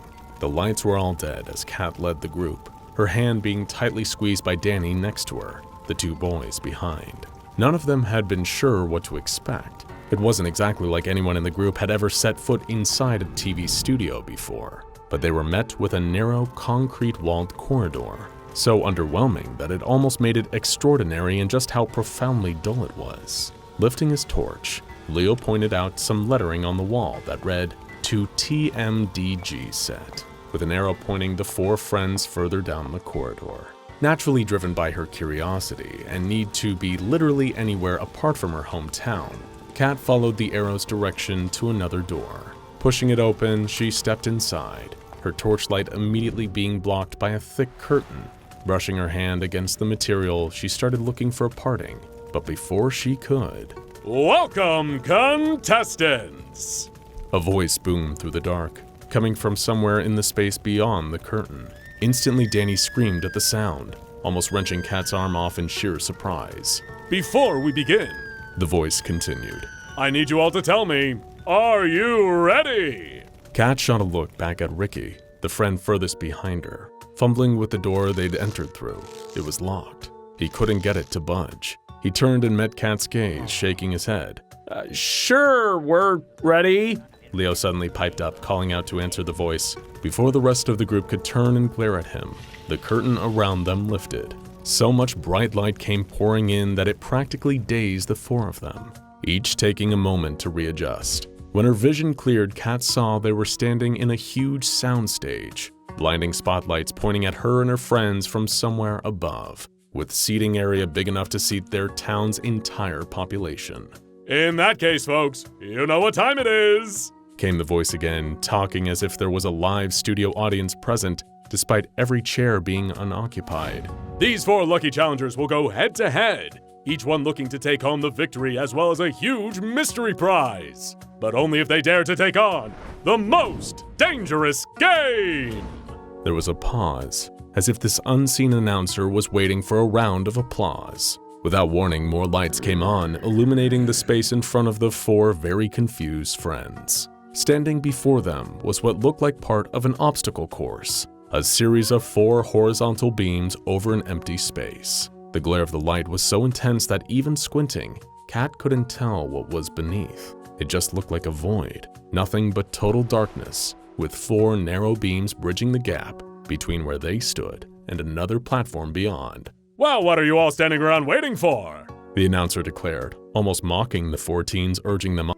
"Oh, the rules, of course." There was another awkward pause, like the voice was waiting for laughter. "It's simple. The 4 of you will be competing to make it through each of our obstacles. Make it to the end before our timer hits 0 and you'll be tonight's big winner. But fall behind or cheat, and it's out with you." A huge digital countdown illuminated on one side of the soundstage, telling the group they only had 10 minutes to play. Kat, Leo, Danny, and Ricky barely had a chance to question what was going on, exchanging quick, concerned looks before the announcer started urgently counting them down. 3, 2, 1, he cheered. Simultaneously, the 4 teenagers felt a presence looming behind them, like a figure was standing just out of view, blocking them from turning back. Carefully putting one foot in front of the other, Kat started shimmying along the beam in front of her, trying to keep herself steady while also moving as fast as she could without falling. Out of the corner of her eye, she could also see Danny on the beam next to her, doing the same, but finding it a little easier to balance. Leo was having no problem at all, sidestepping with enough speed to keep him practically neck and neck with Kat, but Ricky was wobbling. Every foot he placed on the beam, he felt like it might give way beneath him, but it was just a game show, right? Sure, it shouldn't even really be running right now, but regardless of why or how, the worst that could happen was that he would fall. His next step missed the beam entirely and Ricky could feel himself toppling. "Guys!" he called out to his friends, trying to shift his weight onto his back leg. Kat, Danny, and Leo all froze and snapped their heads back to look at him, just in time to see Ricky wildly flailing his arms. His whole body toppled to one side, and he dropped off the beam with a loud scream. Not one of them saw him land, or even heard it for that matter. It was as if Ricky had just been swallowed up whole by the dark void beneath them, his scream getting more and more distant until it couldn't be heard anymore. "Oh, tough break. Talk about falling at the first hurdle," the voice exclaimed, as if what had just happened was some kind of joke. "So long, Ricky. We hardly knew you." Staying perfectly still, but clearly distressed, Danny called out Ricky's name. There was no answer. Kat just stared wide-eyed at the abyss below, only looking away as she heard Leo jump the last bit of his beam onto the platform. "Danny, come on!" Kat whispered to her friend, who looked back at her with tears streaming down her face. The pair of them carefully stepped further along their respective beams, trying to stop themselves from looking down or at the huge clock, seconds ticking away and putting them under even more undue pressure. Reaching the other side, Danny dropped to her knees, unable to hold back her sobbing. Kneeling down to comfort her, Kat looked up at the soundstage's bright lights for any sign of who was putting them through this. "Bring Ricky back!" she yelled. "I'm sorry," the announcer replied, the game show bravado dropping from their voice. "But you agreed to play." "He'll be fine," Leo said. "Bet you anything he just screamed like that to scare us." "Leo, you don't seriously believe that?" Kat asked as she helped Danny stand up, wiping her friend's tears away. "Is he dead?" she sobbed. I don't know," Kat replied honestly. "Of course he's not," Leo interjected. "It's a soundstage. It's not like this place is dangerous." "Then why was it abandoned?" Danny asked. Leo didn't give her an answer, either because he was distracted by the lights coming up on the next part of the obstacle course, or because he didn't know and wouldn't admit it. Ahead of them was a long stretch of the course, forming a narrow, square-shaped walkway. Wide portions of the top side were dropping to the bottom in regular intervals, separating the tight space before opening it up again. Every time the segments lifted up, the 3 remaining contestants could see all the way to the other side of the walkway, where a new platform waited for them. With Danny under one arm, Kat looked at the far end of the walkway as it disappeared and reappeared behind the rising and falling segments. Then she noticed the timer, the seconds rapidly ticking down. But Leo had noticed it too, and turned to look at the 2 girls with a determined expression. Kat shook her head at him, but it was too late. With all his strength, Leo shoved Danny and Kat, both of them landing flat on their backs on the platform. He bolted towards the walkway as fast as he could, managing to dodge between each portion, pausing as they came down, only to run into the next one as they lifted back up. Helping Danny back to her feet, Kat ran after Leo. He already had a head start and would easily make it to the other side of the walkway before the girls. So instead, Kat held Danny close and took it slow, methodically waiting for each segment to lift back up before they went further into the next safe zone. They were gaining on Leo, who was sprinting to the finish between the rise and fall of the ceiling's crushing weight. Kat watched him disappear behind each block, only to see his back when it came back up. He had made it to the platform opposite, panting but otherwise unscathed when she next lost sight of him. That's when the announcer spoke up again. Now, Leo," it said. "That was hardly fair, was it? And we all know what happens when you break the rules." As the segment in front of her and Danny rose again, Kat caught sight of Leo just ahead, but it was what was standing behind him that stopped her in her tracks. 2 huge figures, each like a shadow without anything casting it, towered over Leo. One of them reached forward and grabbed him, shrouding him in a cloak of darkness, and he was gone. Just like Ricky, he vanished. Kat had been so transfixed by what she had just witnessed that she didn't notice where she was standing, right under a block that was about to drop. Grabbing her hand again, Danny pulled her out of the path of the descending slab. Kat felt it brush against the back of her leg just as the pair of them made it out on the other end and onto the platform. The last 2 contestants. "And then there were 2. The announcer cheered, pausing again for a reaction from the empty room. "We don't want to play this sick game anymore," Danny yelled. "Well, you made it this far," the unseen host replied. "Time for our 3rd and final challenge, the final stretch of the course. Make it through this and you're home free.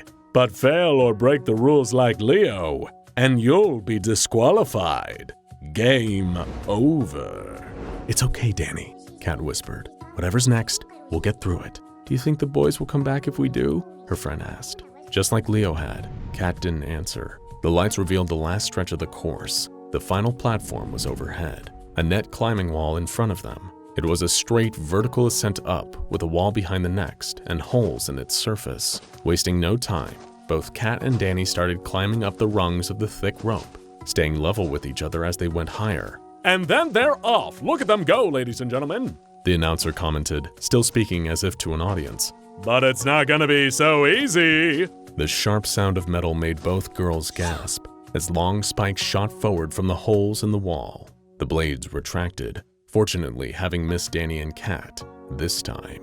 What had started as a simple climb up had become something akin to a twisted game of whack-a-mole, with each of them trying to avoid staying in front of the holes in the wall for too long, dodging the spikes as they went in and out. They climbed higher and higher until… Kat! Danny screamed. She looked over her shoulder, only to notice she was in the lead. Below her, Danny was calling up to her with a fear-stricken expression. Her foot was caught in the rigging of the net, kicking and thrashing wildly to try and free it. Kat looked back up. She was almost at the platform, close enough to nearly reach it with her fingertips. But behind her, her friend was stuck, and with no idea when the spikes would come next shooting out of the wall. Kat threw herself over the edge of the platform and landed on her back, just as she heard the gut-wrenching sound of the spikes extending ring out. She was beside herself, tears streaming down her face. It wasn't uncommon for people to be overwhelmed to the point of tears at the end of a game show, but Kat wasn't crying with joy. We have a winner! The disembodied voice declared, barely audible to the surviving contestant as she wept. After she'd finished explaining what had happened to the police, a group of mysterious agents flocked to the soundstage to lock it down, stopping anyone else from getting close to it. They'd found a VHS tape in the mailbox at the front office of the studio. On it was a recording of a game show, a live audience cheering as one by one, Ricky, Leo, and Danny failed to complete the course. One of the SCP Foundation agents had come to interview Kat, asking her to recount the whole story all over again. Her account lined up perfectly with everything seen on the tape. Then the agent asked her what her prize had been after she won. "A car," Kat replied. "The four of us always wanted to leave home." Ah, technology. A double-edged sword of our own making that can provide both ultimate convenience and the threat of a grim future ruled by unfeeling machines. Well, maybe the stakes aren't that high yet, but our over-reliance on technology can have some terrible consequences. The number of traffic accidents continues to increase year by year, as our main mode of overland transportation also puts us in harm's way for longer and longer portions of our day. The internet can allow us to access any information we may desire, but it can spread misinformation twice as fast.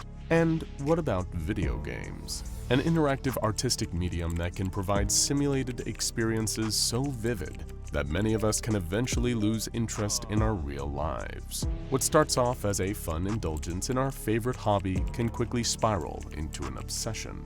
The risks and rewards of virtual space are satisfyingly predictable compared to the chaos of modern living, and sometimes we just can't stop ourselves from striving for a few more easy wins. Minutes, hours, and even days can go by without any apparent activity on our side of the screen, and yet the world of the video game has changed drastically due to our actions. But at a certain point, that initial rush of dopamine wears off, and you find that you need a much greater challenge in order to feel any sense of accomplishment. So you choose to pick up some harder video games, and you grind away until you can complete them just as easily. But that's not enough either. Surely there must be even tougher games out there.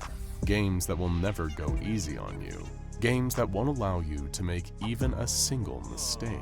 Games that make you proud of the frankly inexcusable amount of hours of your life that you've spent sitting in the dark, clutching a controller, squinting at your screen. You need a game that can do all of that and more. And because you've effectively given up your chances at ever being a social butterfly, you could also use something to help you mitigate the overwhelming loneliness that now constantly defines your everyday life. Well, worry no longer, you weary, downtrodden gamer you, because here at the SCP Foundation, we've cooked up a one-of-a-kind mod that is sure to redefine your gaming experience. If this doesn't turn out to be the game of the year, I don't know what could be. Among Us 2, maybe? The latest in a long line of Last of Us remakes? What about Half-Life 3? I digress. Introducing the Foundation's brand new killer app. The cutting-edge tactical heuristic algorithms of SCP-1633 combined with the 24/7 companionship of SCP-1471 MalO. I can tell by your expression that you're already eager for a playtest, but slow down, we need to catch all the normies out there up to speed.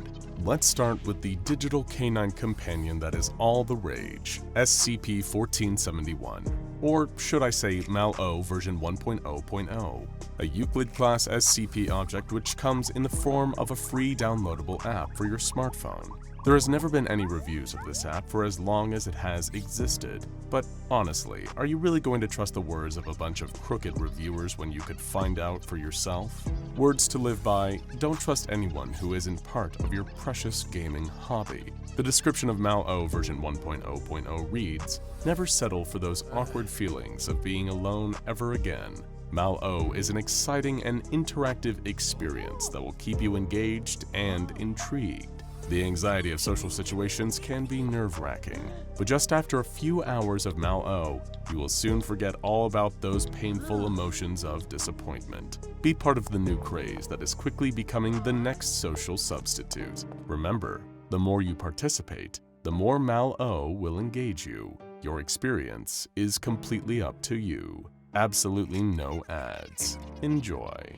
The app has never received an update, but that's because SCP-1471 has been a completely functional experience since its release. All one needs to do is download the app, and within a matter of hours, MalO version 1.0.0 will begin to send the user photographs of familiar locations. These can include photographs of the user's work, home, or public places they often frequent, such as cafes and nightclubs. In the case of you, a complete shut-in gamer, these photographs would probably be limited to the interior of your favorite gaming room.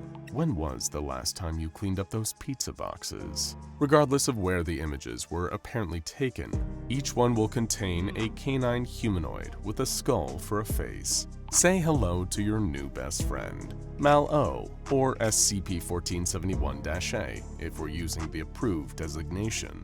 MalO's app will continue to send you photographs for as long as you have it installed. And because there is no way to uninstall it, no matter how hard you try, you'll be getting intimately close to home selfies for the rest of your days. Doesn't it feel so good to have such a loyal friend as MalO? Of course, there's only so much you can gain from photographs alone. You're a gamer, damn it, and what you want is interactivity. But don't worry about that part. We've got you more than covered with SCP-1633, which may in fact be the most challenging video game ever programmed by mortal hands. Hell, it even gives many games programmed by anomalous hands a run for their money. While it was never released to the market and doesn't even have a working title, the steampunk adventure that awaits you within SCP-1633 is bolstered by highly sophisticated tactical heuristic algorithms. In this third-person squad-based action RPG, you can switch between 4 playable characters: the Marksman, who specializes in long-range weaponry; the Alchemist, with potions and chemicals to control the battlefield; the Rogue, a stealth-oriented character who catches enemies unaware and assassinates them; and of course, the Thug, a tough-as-nails melee combatant with increased health and durability. It doesn't really matter who you choose, because most playthroughs of SCP-1633 always end the same way. That being said, your hand-eye coordination and reflexes are second to none, and they also are quite possibly your best qualities. Let's set you up with the Marksman as your main character, since all those shooters you've played will definitely help your aim. And trust me, you're going to need it. The story mode of SCP-1633 will put you up against a slew of Victorian-era rascals and miscreants, all of which are pulled straight from the Penny Dreadfuls. There's even some classic fantasy races mixed in from the works from good old Professor Tolkien himself. Dwarves, elves, goblins, the works. It's a little generic, but why worry about the story when the gameplay is what will really get you hooked? There's a final boss at the end of the game known as the Krafnar, trying to destroy the entire world.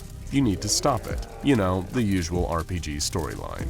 You've stopped dozens of ancient entities, demon lords, corrupt godlings, and unspeakable calamities in your time. This Krafnar will be one more for the record books. Par for the course. Are you ready, Player 1? You'll be dropped straight into the marksman's shoes, fighting for her and your life against Krathnar's hordes of henchmen. But you won't be doing it alone.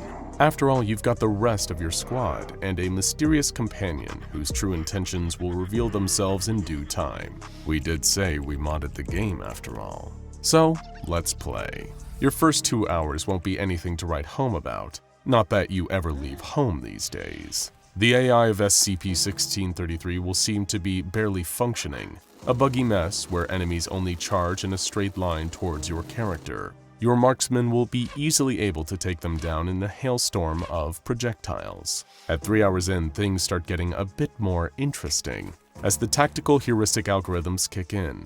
The enemies that hold long-range weapons will shoot at you from a distance, while the close-range ones will move toward you in a serpentine pattern before attacking in melee. This is more like it. Not the most challenging, but the game is clearly increasing in difficulty. You also think you see a dark figure with a skull for a face lurking around corners and following your squad. But with all the glitches, it's hard to tell if this is an intentional part of the game or not. At 5 hours, enemies that showed limited signs of strategy are now using cover effectively, and will attack with alchemical splash weapons such as grenades to deal damage to your ranged characters and lure your squad into melee range. They still aren't that much of a challenge, but the fact that they now exhibit a clear self-preservation instinct means that they are fighting to win.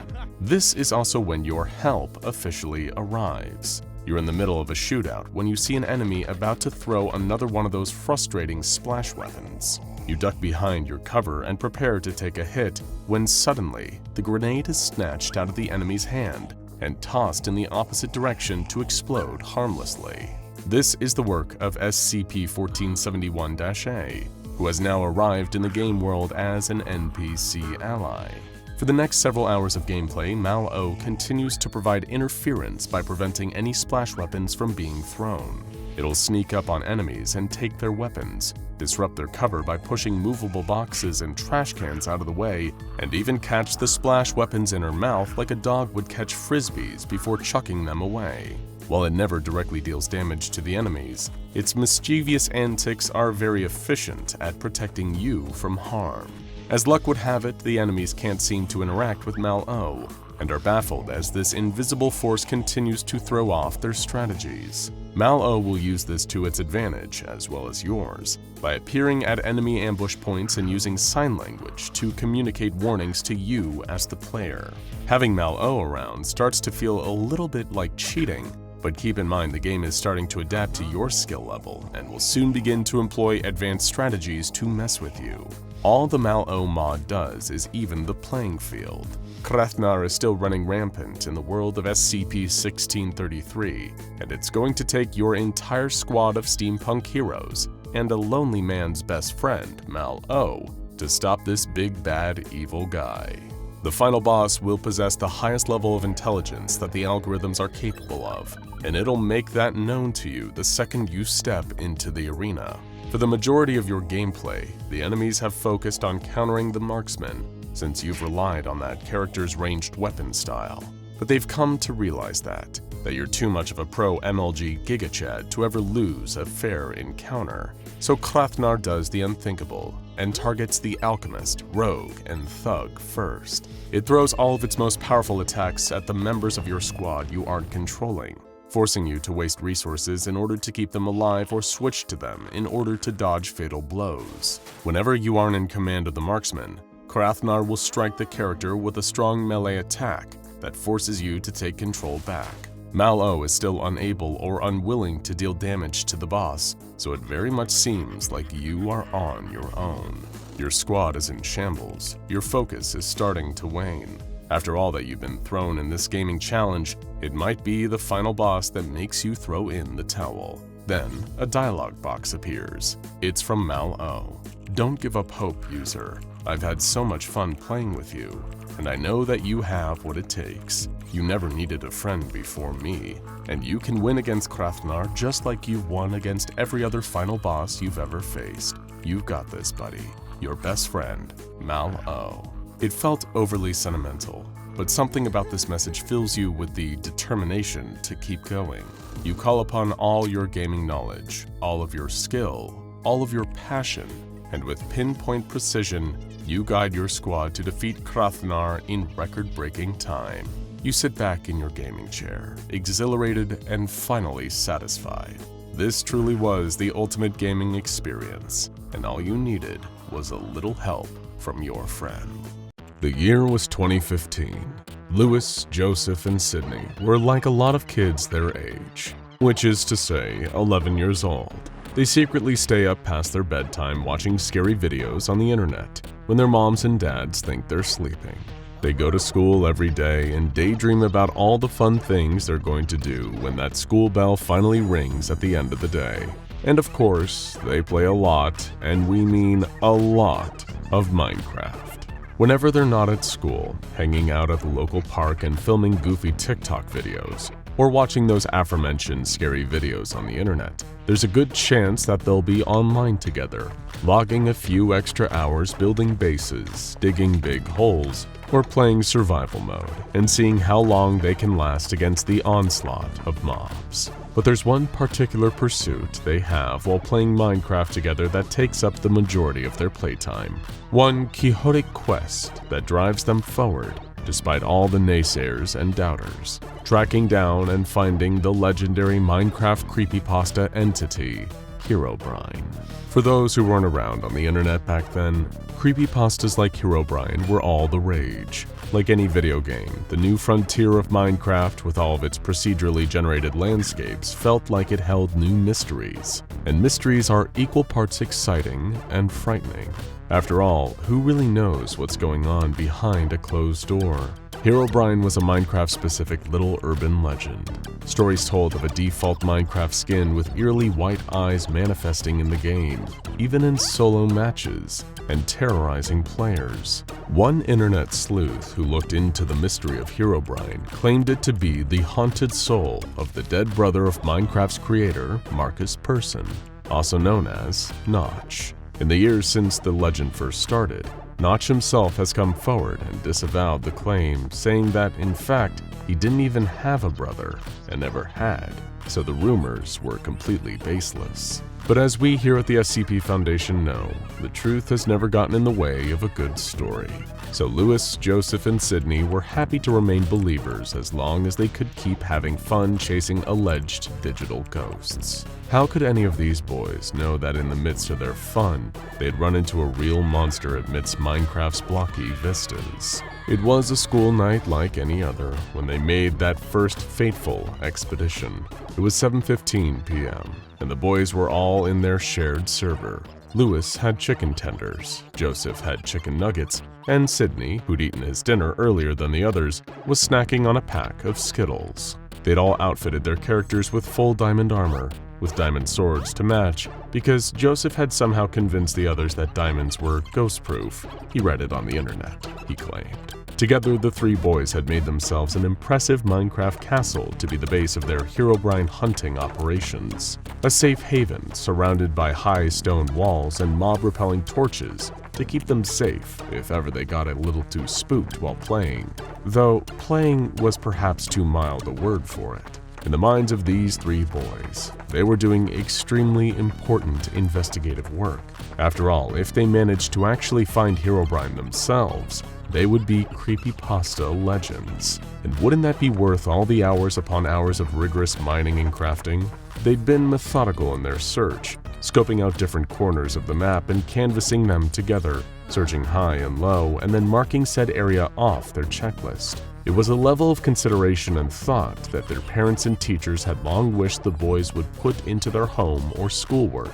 But alas, seeing as none of the homework was find Herobrine, they really weren't that interested. Today, they were searching an area deep in the misty forests in the dead of night. They fought off a few spiders and sword-wielding skeletons, thankfully no creepers, aw man, and kept foraging on into the darkness. "It's so creepy out here," Lewis said over his headset. "Why do we have to come out here at night? It's way more dangerous with all the mobs. The night is like the perfect time for ghosts," Sydney retorted.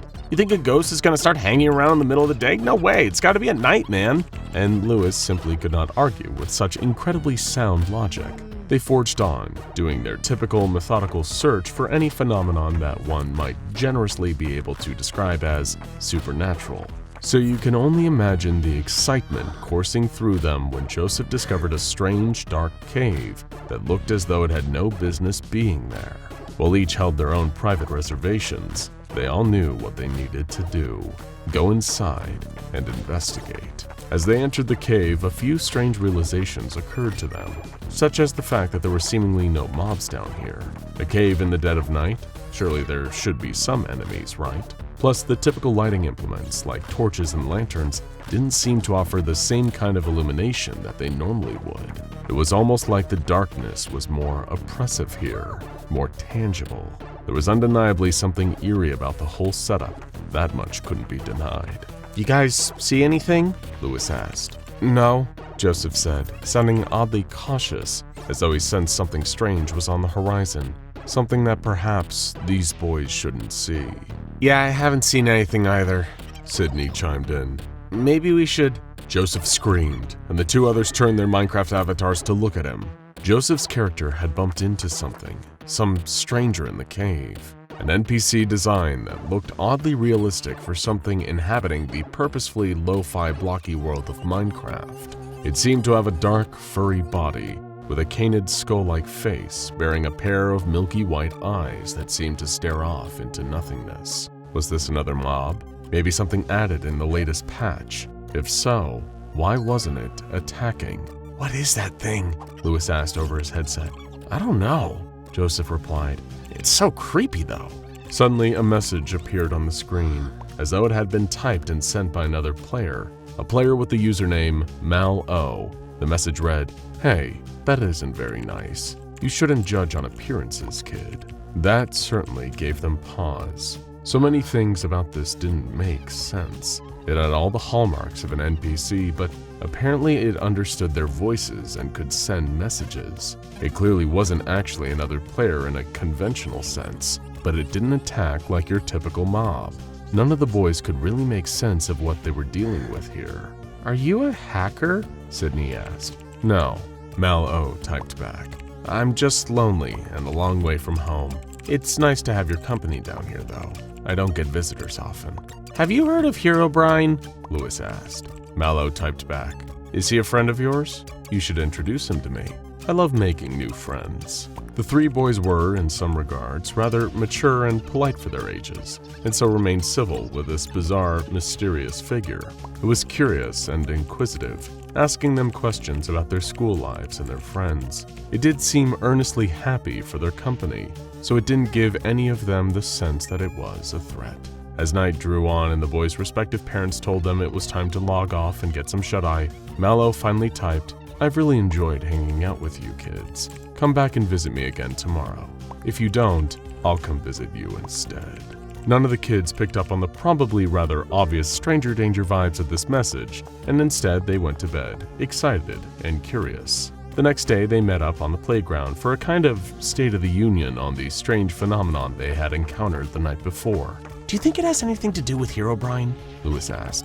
Forget Herobrine, Sydney replied, eliciting gasps from the two others. All the other people have Herobrine. We have something better. Something only we've discovered. We've got MalO.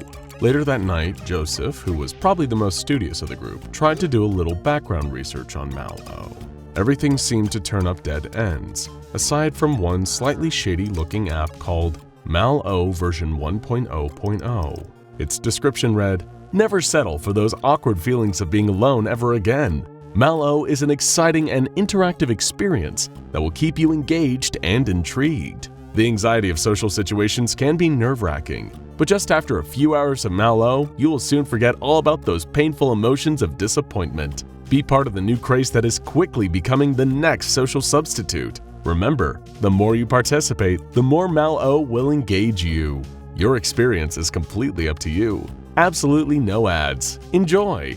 Weird. So unless the thing they encountered on Minecraft was some kind of weird viral marketing campaign for the app, it was probably just a coincidence. Maybe it was a popular character from Japan or something. Either way, for the next several days, the boys honored their promise. They'd visit MalO in the cave every night and chat, trying to tactfully get more information out of it. Though the best they could get on the entity's origin was the cryptic statement, "I'm not usually here, but everyone wants a vacation once in a while, don't they?" We can't just spend our whole life on a phone. They'd become so acclimated to MalO over the days that they forgot what the entity had said to them the very first day they met. Come back and visit me again tomorrow.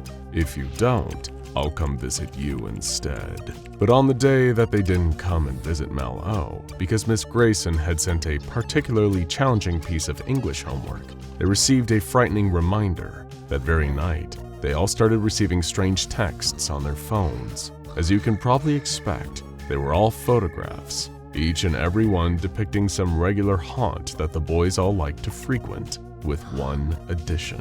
MalO's grinning skull face hiding somewhere in the image, like some kind of demented parody of Where's Waldo. The strangeness of this new development left all the boys shaken, and they hopped back onto Minecraft as quickly as possible to go find and talk to MalO in its cave. However, this time the cave was empty, and MalO was nowhere to be seen. But the text still didn't stop. They'd come in so frequently, with MalO getting closer to home, literally in each one. The boys thought about telling their parents, but would their parents believe them? They'd probably lump MalO in with the same tall tales of childhood imagination as Herobrine, and write it off as bored kids playing a prank, even though in this case, it was anything but. More photos arrived. In these ones, MalO was right outside each of the children's homes, lurking, watching. In some of the photos, they could see themselves in the windows, going about their evening business, having no idea of the creature lurking just outside. None of the boys felt like playing Minecraft that night. It wasn't fun anymore. Instead, they shut themselves up in their rooms, closed and locked their windows, and pulled down the blinds, after checking under the beds with flashlights, of course. But still more photos came in, all depicting MalO getting closer and closer and closer. Right about the time they were wondering whether the scratching on the outside of their bedroom door was real or just a figment of their imagination, another dark irony had occurred to them. All this time trying to find something supernatural, and in the very end, something supernatural had instead found them. Video games have come a long way over the years. We've gone from the days of Atari and Pong to virtual reality headsets, PS5s, and massive multiplayer online games where you can fight horror movie villains or wage war in a fantasy land. You can mine virtual minerals and avoid creepers in Minecraft, compete against people all over the world in Fortnite, and do whatever it is people do in Roblox. Games used to be a pixelated hero battling blobby monsters with no discernible facial features, and now they have graphics so detailed you can see the freckles on a protagonist's face and each individual blade of grass. But there's one thing that hasn't changed, no matter how much progress games may make. Whenever a shiny new console comes out, everyone wants to get their hands on it. It was Christmas season in 1986. Walk Like an Egyptian by the Bangles was at the top of the charts. Eddie Murphy's The Golden Child was the #1 movie in America, and hundreds of thousands of kids were writing to Santa and begging their parents for one thing: the Nintendo Entertainment System. The NES was an 8-bit home video game console, and the only place to journey through the land of Hyrule in The Legend of Zelda, or help Samus hunt space pirates in Metroid. But with such an extreme demand for the system, stores were selling out all over the country. Anyone who didn't beat the crowds was doomed to disappoint their kids with socks, with less flashy toys like dolls or tiny plastic trucks, or with boring, non-electric, violence-free board games. Well, board games are only violence-free if you're not playing Monopoly. But back to 1986. Beverly Harrington was a single mom, doing her best to provide for her son, Jason, and give him the Christmas he deserved. She had been picking up extra shifts at the local diner, making sure to save up all the extra money for a real Christmas tree from the farm just out of town, for a beautiful honey-baked ham, and, of course, for presents. She knew that though he was a shy kid and would never demand it, Jason desperately wanted to find an NES under the tree on Christmas morning. She got so absorbed in her work, so exhausted from the extra shifts and trying to make everything perfect, that she forgot to do her actual shopping until the very last minute. She woke up the morning of December 24th with a start, her heart jumping into her throat. She hadn't picked up Jason's present yet. She threw on her coat and rushed out into the snowy streets, making her way to the store and saying a silent prayer that they would still have one more NES in stock. Lucky for her, they did. Less lucky, 2 parents were already wrestling for it, fighting each other with the raw, animalistic rage of 2 wolves competing for the same piece of meat. If she tried to grab it and join in, she could get hurt, or the console could break apart. She asked an employee if they had any in the back, but she already knew the answer from the exhausted look in his eyes. There were no more in the back. There were no more in town, or the next town over, or the next town over from that. Not only would she have to get Jason's present at the very last minute, but she would also have to get him something he didn't even want. He would smile and thank her, but she knew how sad it would make him to go back to school and hear his friends bragging about their Christmases. She shoved her hands into the pockets of her coat and began her slow, sad march back through the snow, trying to come up with what to do next. Then something caught her eye, a brightly colored sign reading, "Wondertaining Toys." Beneath it, it was a storefront she had never seen before, and right there in the window, a video game console. It wasn't the NES, not exactly, but it looked so much like it. She couldn't help herself. She had to go inside and get a better look. The store was filled with toys, games, and puzzles. They were all inviting, with vivid packaging and labels depicting children having fun, but she had never seen any of them before. Perhaps it was a new brand, and she was one of the first people to happen upon the store. It seemed odd for a toy store to open this close to Christmas, rather than taking advantage of the shopping season and opening earlier in the year. But she couldn't dwell on that, not when she was this close to a solution. Toward the back of the store, she spotted the video game console from the window. The label read, Pretendo, so the resemblance to the NES was no coincidence. This console was intended as a knockoff of some kind. She asked the sales clerk, a man with a strangely wide, unmoving smile, if the console was capable of running Nintendo games. You bet your bottom dollar, he replied. We don't carry those here, though. But can I interest you in some of our Wondertainment originals? We have all kinds of games here, and they're just as good or your money back. There's a whole world inside each and every one. It wasn't what she'd set out to buy, but this was clearly the best thing Beverly was going to find this close to the holiday. She paid the man for the Pretendo console and a selection of the store's most popular video games. He even gift-wrapped it for her in a colorful box with a shiny red bow on top. The next morning, Jason and Beverly sat in the living room, sipping cocoa and opening presents together. She started small with a classic pair of new wool socks and worked her way up to the big box in the corner. As Jason tore the paper off, his eyes lit up with glee. Thank you, Mom, thank you. He gave her a huge hug, then looked at her with nearly manic excitement. Can I play it now, can I? She laughed and promised that after he helped her clean up the wrapping paper, he could play his new games. She was just so glad he was happy with it. He didn't care that it wasn't the name brand console. He knew that this gift was special, so she was perfectly glad to let him enjoy it, and she could get started on that ham for later. Jason plugged in his brand new Pretendo and looked through the games his mom had picked out for him. There was Farmtastic Farming Simulator, Historical House Hunter, Magic Wizard Quest, Super Fighters, and one simply called Spooky. It was emblazoned with the image of a cartoon ghost in front of an abandoned cabin, and it piqued Jason's interest. He always loved scary stories and legends about ghosts and things that go bump in the night. He decided that this would be the first game that he would play.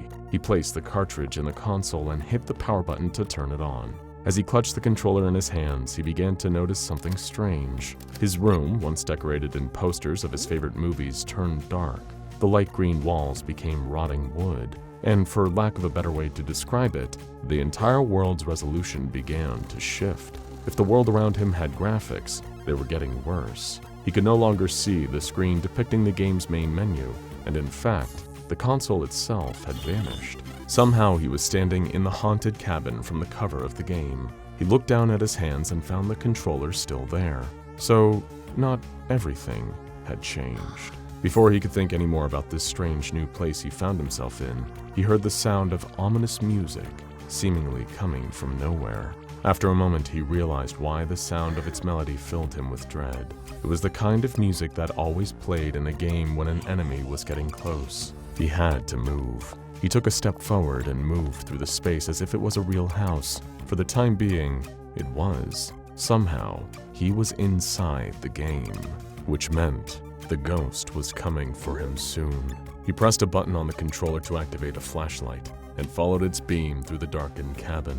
As he walked looking for clues or any object he could interact with, He could hear the music getting louder. Whatever was coming, it was getting closer. The flashlight's beam illuminated a scrap of paper on a small table. He moved to take a closer look and could just barely make out what it said. They hide in the darkness. Find the exit. Don't stop moving. He heard a sound behind him, and the music reached a deafening volume. He whirled around and saw nothing but the hall in front of him, bending around a corner. He knew from the heavy feeling in the pit of his stomach and the music that threatened to rupture his eardrums that there was something horrible waiting for him around that corner. He froze for a moment, then remembered the letter's words of warning. Don't stop moving. He took a step towards the corner, then another and another. He shone the light of the flashlight around the corner, but there was nothing there. No ghost, no monster, nothing. And then he felt it, a chill on the back of his neck. He whirled around and there it was, the ghost of the cabin. It was so much bigger than it had looked before, wispy white form stretching up to the ceiling from wall to wall, its wide dark eyes and gaping maw of a mouth inches from his own face. He screamed and instinctively swung the flashlight at the spirit, cutting through it with a beam of light. The ghost let out a shriek and shrank away from the glow. That was it. He just needed to keep the light on it, and the ghost couldn't hurt him. Jason was so thrilled by this little victory that he didn't even notice the boss music starting to play again, growing louder and louder. He didn't see the movement out of the corner of his eye, the silvery, pale figure of a woman stepping out of a portrait on the wall. All he felt was a sudden, overwhelming cold, like ice in his veins, and then everything went black. He opened his eyes back in his bedroom, looking at a dark screen with the words "Game Over" written in dripping red font. He couldn't tell for a moment if that had been real or a dream, but either way, he only wanted to do one thing: tell his mom. Beverly listened to her son's story and couldn't help but write it off as the overactive imagination of a child. But still she humored him and agreed to try the console for herself and see what happened. Choosing at random, she selected Farmtastic and pressed play. All of a sudden, she felt the heat of the sun on her face, heard the mooing of cows, and smelled fresh-cut hay. She was steering a tractor through a wide-open field, where a moment ago she had been standing in her house in the dead of winter. Jason shut off the game, pulling her back into reality, and as Beverly gasped in shock, Jason said, "Best present ever." Unfortunately for Jason, word was already spreading about the Pretendo, all the way to the SCP Foundation. The console and all other consoles that the Foundation could track down were seized and designated SCP-591. SCP-591 is a line of video game consoles originally developed as a counterfeit of the Nintendo Entertainment System, before being bought and distributed by Dr. Wondertainment, a toy company responsible for a wide variety of anomalous objects contained by the Foundation over the years. The console is capable of playing NES titles, as well as games from Dr. Wondertainment's original lineup of 8-bit games, many of which the Foundation has in its possession as well. Some of the titles in the SCP Foundation's library include, but are not limited to, arcade shooter Wap'em, platformer Dusky's Adventures in Stadeland, survival horror game You Can Do That on Television, puzzle game World War I Ace Trench Digger, music racing game Led Zeppelin Air Racers, fighting games Super Kick Karate and Super Kick Karate 2010, and the educational game Reading Rainbow Sit and Listen. Whenever one of the official Dr. Wondertainment cartridges is inserted into the console and activated, it results in a localized CK-class reality restructuring scenario, which rearranges reality in the immediate area to resemble the game's setting. The player inside of the game's affected radius will take on the role of the game's protagonist and navigate the events of the game until either they win or the console is deactivated. Don't worry, this isn't one of those if you die in the game you die in real life scenarios. If the player happens to be a less than adept gamer, they will simply respawn or start at the beginning of the game like any video game character would. That doesn't, however, mean that SCP-591 isn't dangerous. Like any piece of vintage technology, the components of the Pretendo system have degraded over time, their functionality steadily decreasing. For an ordinary game console, this would be a simple inconvenience, something that would impact the quality of the graphics or responsiveness of the controls. It would be annoying and maybe eventually unplayable, but otherwise harmless. For the Pretendo, however, this degradation has had catastrophic events. When a game cartridge is inserted into SCP-591, there is now a chance of the CK-class reality restructuring scenario going wrong, and resulting in a ZK-class reality failure scenario instead. Essentially, instead of just transporting the player into the world of the game, reality will crumble in the designated area and the laws of time, space, and physics will be bent or even broken. While the CK-class scenarios dissipate as soon as the console is deactivated, the ZK-class scenarios refuse to play by the rules. They remain in place wherever they first manifested, seemingly permanently. The ZK-class scenarios were first observed during playtesting by the research staff assigned to SCP-591.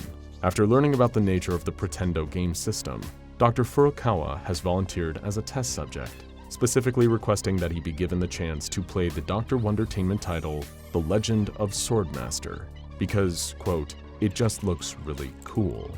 This particular game came with not just the cartridge, but a special sword-shaped controller to be used during the sword fight sequences. Dr. Furukawa stepped into the containment cell where one instance of SCP-591 had been placed, with his chosen game cartridge and controller waiting for him. As soon as he inserted the cartridge into the console and pressed the start button, the room around him began to transform, reality itself warping and reshaping to fit the world of the game. Fluorescent lights and stark white walls were replaced by pixelated trees and a winding cobblestone path leading to a massive stone castle. The first enemy, a knight in black armor, leapt into frame, and Dr. Furukawa raised his sword ready for combat. But before he had a chance to deal the first blow, it became clear that something wasn't right. The enemy knight suddenly disappeared, glitching out of sight. The cobblestone slowly began to drift into the air, and so did Dr. Furukawa.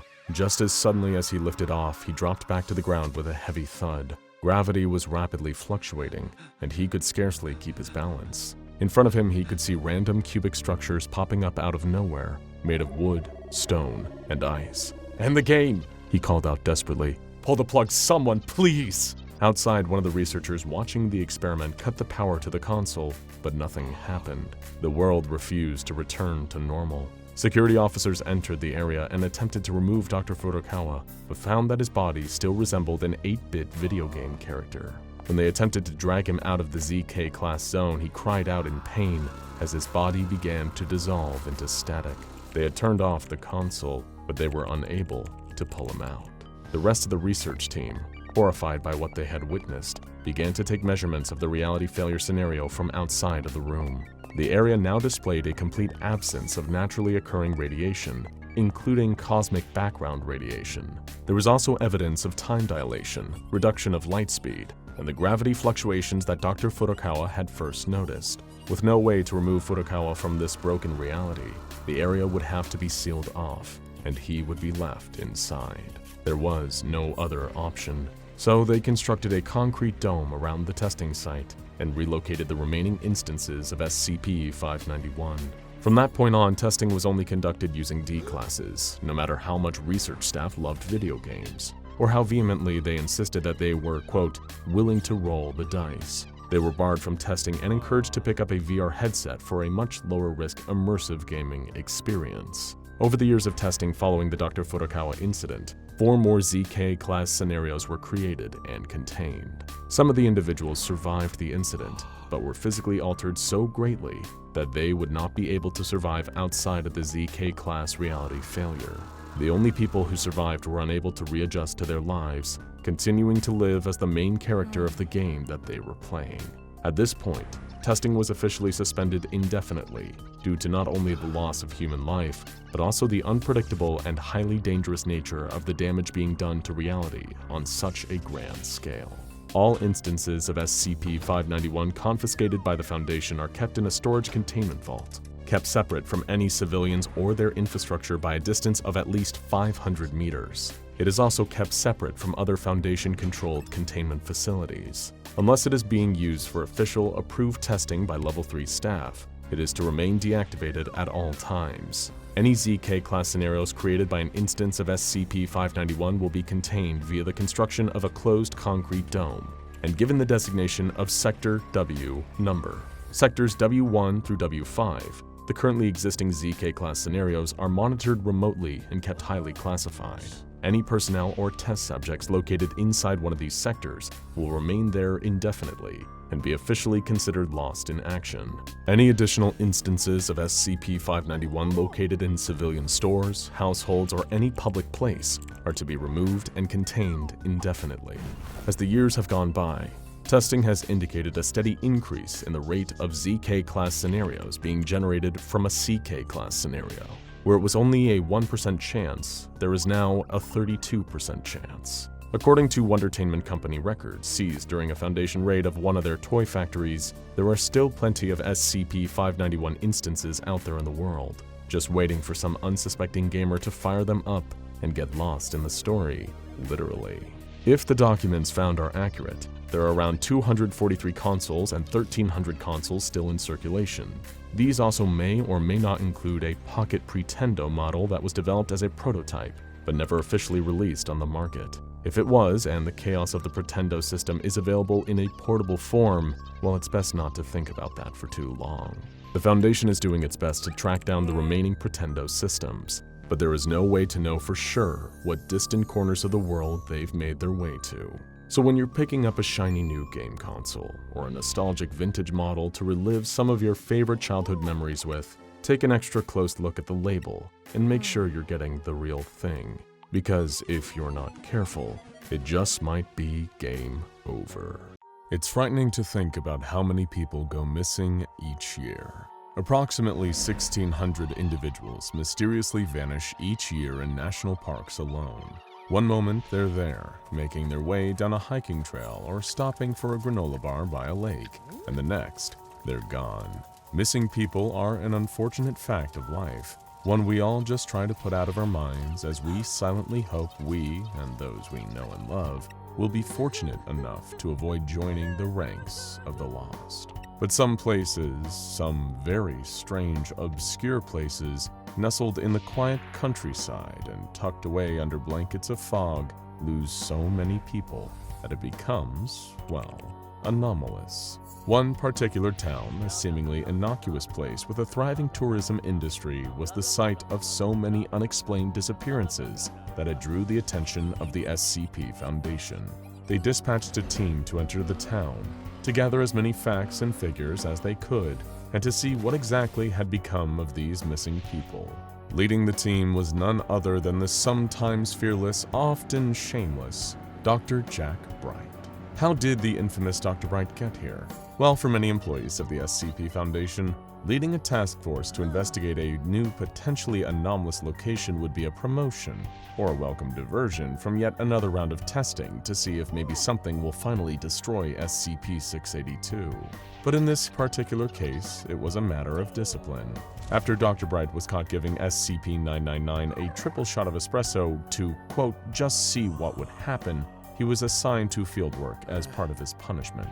For the record, what happened was SCP-999 ricocheting off the walls at such a high speed and intensity that it broke several windows, damaged the ceiling, and knocked out the power for half of the site. And so, Dr. Bright found himself with a task force of Foundation operatives trudging reluctantly through beautiful but boring rural New England toward the town of interest. As he drove down the winding road, grumbling to himself and wishing he could be anywhere else, he spotted the sign marking their intended destination, Welcome to Silent Hill. Up ahead, a thick fog rolling off the lake covered the town in a dim gray blur. He couldn't make out anything through the unnaturally dense haze. He squinted and turned on the high beams, but the light did nothing to cut through the fog, bouncing off of it like a billowing curtain of white. Just as they passed the sign, the van began to slow rapidly, its engine sputtering and grinding as the vehicle skidded to a sudden stop. Damn it! Dr. Bright thumped the steering wheel in frustration. Any of you know how to fix a car? He looked at the team of operatives in the back seat. They all shrugged non-committally. The only thing worse than wandering into that fog would be sitting in the broken-down van watching Tweedledum and Tweedledummer try to attend to the failing engine. His private joke almost lifted his mood, but not quite. He popped open the door and stepped out into the cold, damp air. Well, figure it out. I'm gonna go look around. Dr. Bright shoved his hands into his pockets and, not knowing what might wait on the other side, began his walk into Silent Hill. With each step, he ruminated on the events that had gotten him here. Where did those guys at the Foundation get off disciplining him like an unruly child? Sure, he liked his pranks. He enjoyed a good joke, and maybe sometimes he took it just a little bit too far. But he'd like to see them confront the existential dread of immortality without needing a humorous outlet every now and then. They'd crack under the pressure without a release of some kind. So what gave them the right to put him, a brilliant, if unconventional mind, in some kind of glorified time out? He scoffed out loud to himself, and the sound echoed in the vacant streets. The sheer emptiness of it all snapped him out of his self-pity, and for the first time, he looked up to take in his surroundings. The stubborn fog refused to dissipate, no matter how far he walked, but at least he could make out the shape of the buildings now, of parked cars on the side of the road. No, not parked, wrecked, abandoned, left to rust. He scanned the fog for human silhouettes, listened for voices, for any signs of life, but there was no one. He approached a building and found it dilapidated, rotted wood collapsing in on itself, windows cracked, door boarded up tight. The buildings next to it looked very much the same. What the hell? He was sent to investigate recent disappearances, but this town looked as if its entire population had vanished decades ago. Or, he thought with a small shudder, all decided to leave in a hurry. What could have driven them out? Okay, that's it, I'm done. Dr. Bright remarked, turning a swift 180 degrees and preparing to go back the way he came. As he did, he froze. Where there had once been continuous unbroken road, the street now ended in a jagged edge, a deep, dark chasm, the only thing that waited beyond. It was too broad to jump across, and he couldn't see another road out of town. Hey, guys? He called out, hoping to draw the attention of one of the men he had left with the van. A little help over here? But there was no response. Hello? He shouted again, louder this time. When no one answered, he repeated to himself again and again with increasing desperation, his voice growing hoarse from the effort. Had they somehow fixed the van and left him there? Had they fallen into the chasm where the road once was and been killed on impact? There was no rational explanation for what was at play here, but as the consciousness of a man living inside of an ancient amulet reminded himself, he very rarely encountered rational things in his life. There had to be a way out. He just had to find it. If he can go back, well, he would just have to keep moving forward. On through the winding labyrinth of the street, through the maze of crumbling buildings looking for any signs of life. He followed a natural bend in the road and suddenly found himself wedged between two buildings down a narrow, claustrophobic alley. It seemed that this place didn't feel much like playing by the ordinary rules of time and space. And while Dr. Bright could usually appreciate a rule breaker, being a little rebellious himself, that uncertainty was putting him on edge. His breaths came in shallow gasps, his chest tight with apprehension. As he turned in a circle, looking for the best way out, he heard a sound behind him, the first noise he had heard other than his own breathing in quite some time. It was the soft, plodding sound of uneven footsteps, like someone small, walking with a limp. He whirled around to face the noise and saw what he might have mistaken for a child, until he got a proper look at it. The thing that was steadily approaching him was small and humanoid in shape, but that was where the similarities to a human being ended. Its skin was a pale, mottled gray, the shade of a body fished out of a river after weeks of bloating and decay. Its mouth was a twisted, gaping hole, more like a wound than a mouth, and in place of its eyes were a pair of slits in the pale flesh. It stumbled as it walked, like it was still learning how, but the childish ineptitude did nothing to distract from the creature's menace. As it advanced towards Dr. Bright, he saw the glint of something metal. In the creature's gnarled fist, it held a rusty knife. As it got closer, it slashed haphazardly in his direction, and its mouth opened wider to let out a chilling, high-pitched giggle. This thing was preparing to carve him up and enjoy every second of the job. As he took in the sight of the horrible gray child in front of him, Dr. Bright had been frozen to the spot, unable to force his legs to carry him away. But the sight of the knife, the grim realization of just exactly what this thing had in store for him, shocked him back to life. He grabbed a wooden beam leaning up against the nearest wall and threw it at the little monster, knocking it onto its back. It was immobilized just long enough for Dr. Bright to get his bearings, turn, and run toward the wider street. As he did, he could hear the gleeful laughter as the creature climbed back to its feet, and it only pushed him to run faster. When he could no longer hear the little footsteps or the warped giggles of the great child, Dr. Bright stopped to catch his breath. So it seemed like there was still life in Silent Hill after all. There just wasn't human life. There was silence for a moment. Nothing but Dr. Bright's heart pounding in his head as he bent over his knees and silently cursed himself for not exercising this body more often. Then the shrill cry of an air raid siren ripped through the foggy air, and for a moment, his heart stopped. What the hell did that sound mean? He stood up, inspecting his surroundings for signs of danger. For what? A tornado? A bomb? He wasn't sure, but nothing could have prepared him for what he saw next. The entire landscape had shifted around him in an instant. He was unsure of how exactly to describe it, except to say that this world had gotten darker, more dangerous. Where the streets had been lit by dim gray sunlight filtered through the haze, there was now darkness, save for an occasional street lamp with a flickering red bulb. He couldn't be sure if it was a trick of the light, but he could swear there was blood staining the street, smeared across the brick walls of buildings on either side. The town had been ominous before, but now it was like something out of a nightmare. And all the while, the siren continued to blare, warning of a danger he could not see. He needed to find shelter. That was it. From what, he didn't know, but whatever was coming could not be good. Dr. Bright ran to the nearest door, twisting the knob, trying to yank it open, but it wouldn't budge. The hinges were rusted shut, and there was no time to try and force them open. He tried another door, and another, and another. It was as if the houses knew to try and keep him out, to keep him exposed and vulnerable on the outside. Finally, he reached a 2-story house with peeling white paint and a mahogany door, one that looked so familiar, but that he couldn't quite place. When he turned the knob, the door creaked open with ease, and he quickly raced inside, slamming the door shut behind him and locked it. As Dr. Bright slumped against the door, overtaken with exhaustion, an intrusive thought made his stomach drop. Was he alone in this house? Had he really found shelter? Or had he just shut himself inside with something even worse than what waited out there? In the silence, he could swear he heard the quiet thumping of a pulse, but he couldn't tell if it was his own or the house's beating heart. He couldn't just stay here, dreaming up all the horrors that might be waiting. He needed to gather data, investigate his surroundings, and come up with potential solutions. He needed to be a scientist. On unsteady legs, Dr. Bright began to walk the halls of the house, taking in his surroundings properly for the first time.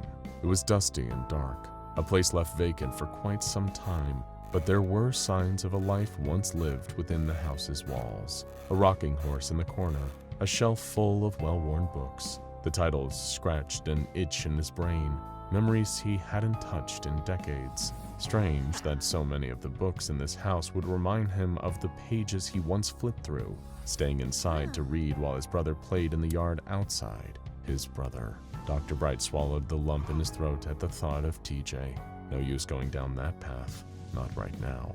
He continued his walk through the house, taking in the cobwebs, the couch covered with plastic, the coffee table, and the TV set. Along the hall leading to the bathroom, there were rows of family pictures hanging in neat little frames. He stopped to take a look, wondering what sort of family had once lived here. As his eyes fell on the first photograph, his blood turned to ice in his veins. A boy looked out from within the frame, a familiar boy with a mop of red hair, a freckled nose, and kind, smiling eyes. No, Dr. Bright whispered to himself, but there was no denying it. It was TJ, his brother, somehow, looking at him from inside a photograph in an abandoned house in Silent Hill. Next, there was a photo of TJ and an older man. Dr. Bright's stomach turned. Their father. Every photograph was of his family, the family he would never know again, not the way they were. And there, in one photo in the middle, TJ and his father were joined by another figure, one with the face scratched out of the picture. He knew, though he couldn't see for certain, that it was him, removed from the family photo by force, but the bond between them all forever broken. TJ's eyes in the picture seemed to be filled with tears, heartbroken. His father glowered out of the frame at him, pure hatred in his gaze. He couldn't look anymore and turned away. On the opposite wall, another photograph of TJ was waiting. Dr. Bright felt bile rising in his throat. He recognized the photo. He saw it sometimes when he closed his eyes at night. It was a picture taken with SCP-978, the desired camera. the anomalous camera that reveals its subject's innermost desires. In the photo, TJ's hands were pressed to the lens like an animal clawing at the boundaries of its cage. His eyes were filled with tears spilling over and streaming down his cheeks, and his mouth was wide open in an endless scream of fear and agony. This, Dr. Bright knew, was the wordless scream inside his brother's mind at all times, after so much testing with the Foundation had destroyed him. "I tried to help you," he whispered to the picture. "I did what I could do. I did what I could to take the pain away." He trailed off, the words dying in his throat, as the sound of a heavy, rattling breath came from the room at the end of the hall. It was a thick, wheezing sound, like a death rattle a dozen times over. He didn't want to see what was making the noise, but as if in a trance, he found his feet carrying him towards it. He crossed the threshold of what should have been in the kitchen, but instead found himself in a dimly lit hospital.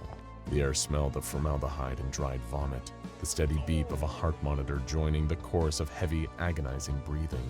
At the end of the long hall, there was one single room, the door standing slightly ajar. With slow, agonizing steps, Dr. Bright approached the room. The breathing grew louder and louder, the beep of the heart monitor almost deafening in his ears. He could barely separate the strange breathing from his own, finding his breaths coming in time with the painful, rattling sound. He pushed the door open and saw a figure lying in a hospital bed. It was once human, but it could only be described now as a conglomerate of disease and pain. On top of the figure's head, thinning in patches but still recognizable, was a lock of red hair. "No, TJ, no." Dr. Bright's voice broke off in a sob at the sight. The thing that was once his brother turned, seeking the sound of his voice though he could not see. "Isn't this what you wanted?" A low voice rumbled behind him. Dr. Bright whirled around to see a dark shadow, red eyes glowing in the low light. It moved like a wisp of black smoke, but he knew that voice well enough to tell him just who it was. His father. "You let them do this to him." I didn't mean for this to happen," Dr. Bright stammered. "You didn't care!" The demon father roared, and the light bulb above their heads flared and burst, sending shards of glass scattering everywhere. "All he ever did was help people to heal pain, and all you ever did was cause it." Dr. Bright found the strength to move, running through the doorway, sending the shape of his father in every direction as the smell of sulfur and blood filled his nose. I'm sorry, I'm sorry. He wept as he ran, hearing his father's agonized cries, his brother's labored breathing as he tore back down the hospital hall. As he did, hands began to reach through the walls, the floor, the ceiling. They were rotting, flesh gone green and stiff. Arms followed the hands, then shoulders, then faces. He recognized D-class uniforms, lab coats, face after familiar face. Everyone who had ever worn the amulet, he realized with a sudden wave of nausea. Everyone whose body he had taken, who he had killed, so that he could live. "This is what you do." He could hear his father's voice just behind him, the curls of black smoke nipping at his heels. "What kind of creature kills to live? Something that deserves to die. But you can't, can you? You're a parasite, sucking all the good and the life from this world until it's an empty husk, just like you." The living graveyard of victims reached for Dr. Bright, tearing at his clothes as he passed them. There were so many, he never realized how many until he saw them all lined up like this. I'm so sorry, he said to every face he passed, but there was no forgiveness in their dead eyes. His father's voice fell silent, but there was no reprieve. Instead, there was the sound of heavy footsteps pursuing him, the grating shriek of a large bladed weapon dragging along the ground. Dr. Bright glanced over his shoulder and saw a massive hulking figure, like a man, but with a jagged metal pyramid covering his head. He was clad in blood-stained clothing and approaching Dr. Bright with the casual menace of something that had killed endless times before and was ready to do it again. It didn't care to chase him. It knew it would eventually catch up. As he looked at the figure, it began to warp, to change. It morphed into something else, something he recognized.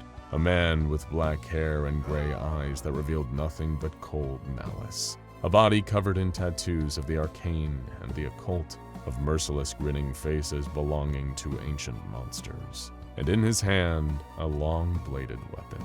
A curved sword perfectly engineered for battle. It was impossible he should be contained, but there he was. SCP-076-2, looking at Dr. Bright the same way he had on the day he had first worn the amulet.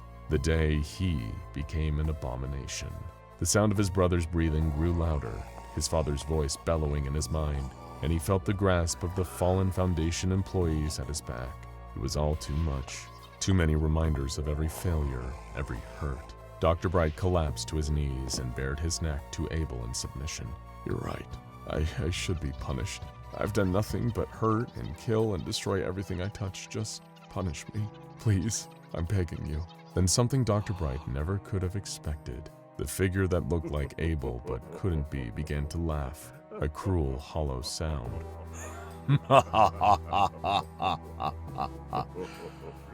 No, It said in a voice that sounded like a chorus of hundreds. we will release you. Nothing we can do here will ever be worse than the eternity of torment that stretches before you. Good luck to you, Dr. Bright. Jack Bright let out a wail of agony, reaching out to Abel with pleading hands as the entity turned and slowly walked away, leaving him there alone with the hell that was his thoughts. Then everything faded to black. Dr. Bright? Dr. Bright! The sound of one of his team members brought Dr. Bright back to consciousness, and he opened his eyes. He was lying on the side of the same road he had walked along before, right next to the sign welcoming the group to Silent Hill. "You're all still here?" he asked weakly. "What do you mean?" The man looked puzzled. "We parked the van, you got out, you fell down, and we've been trying to wake you up." "How long was I out?" Dr. Bright's vision swam as he tried to wrap his mind around the information. "I don't know, about 10 minutes? SCP-096, the Shy Guy, woke up in an unfamiliar room without a thought in its head. However, one thing quickly occurred to it. This was not its containment chamber. No, the solid steel cube that had kept it locked up for decades now didn't have a front desk or walls covered in strange childlike murals or tinny party music playing over old speakers. Wherever SCP-096 had found itself, it certainly wasn't the place it had come to call home. If it could read, it would have registered the words behind the front desk, painted onto the wall: "Banban's Kindergarten, where joy comes alive." Little did 096 know, something really did come to life here at Banban's Kindergarten, but it definitely wasn't joy. SCP-096 was typically used to a much more confined space, so presented with so much strange freedom, its natural instinct was to wander around, whimpering quietly to itself. This place was certainly peculiar, with multiple large reinforced doors, each one having a large red button fixed to the wall above them. A strange green creature was painted on the wall, with an affixed speech bubble that read, "Jumbo Josh says, eat fruits and vegetables if you want to be strong like me."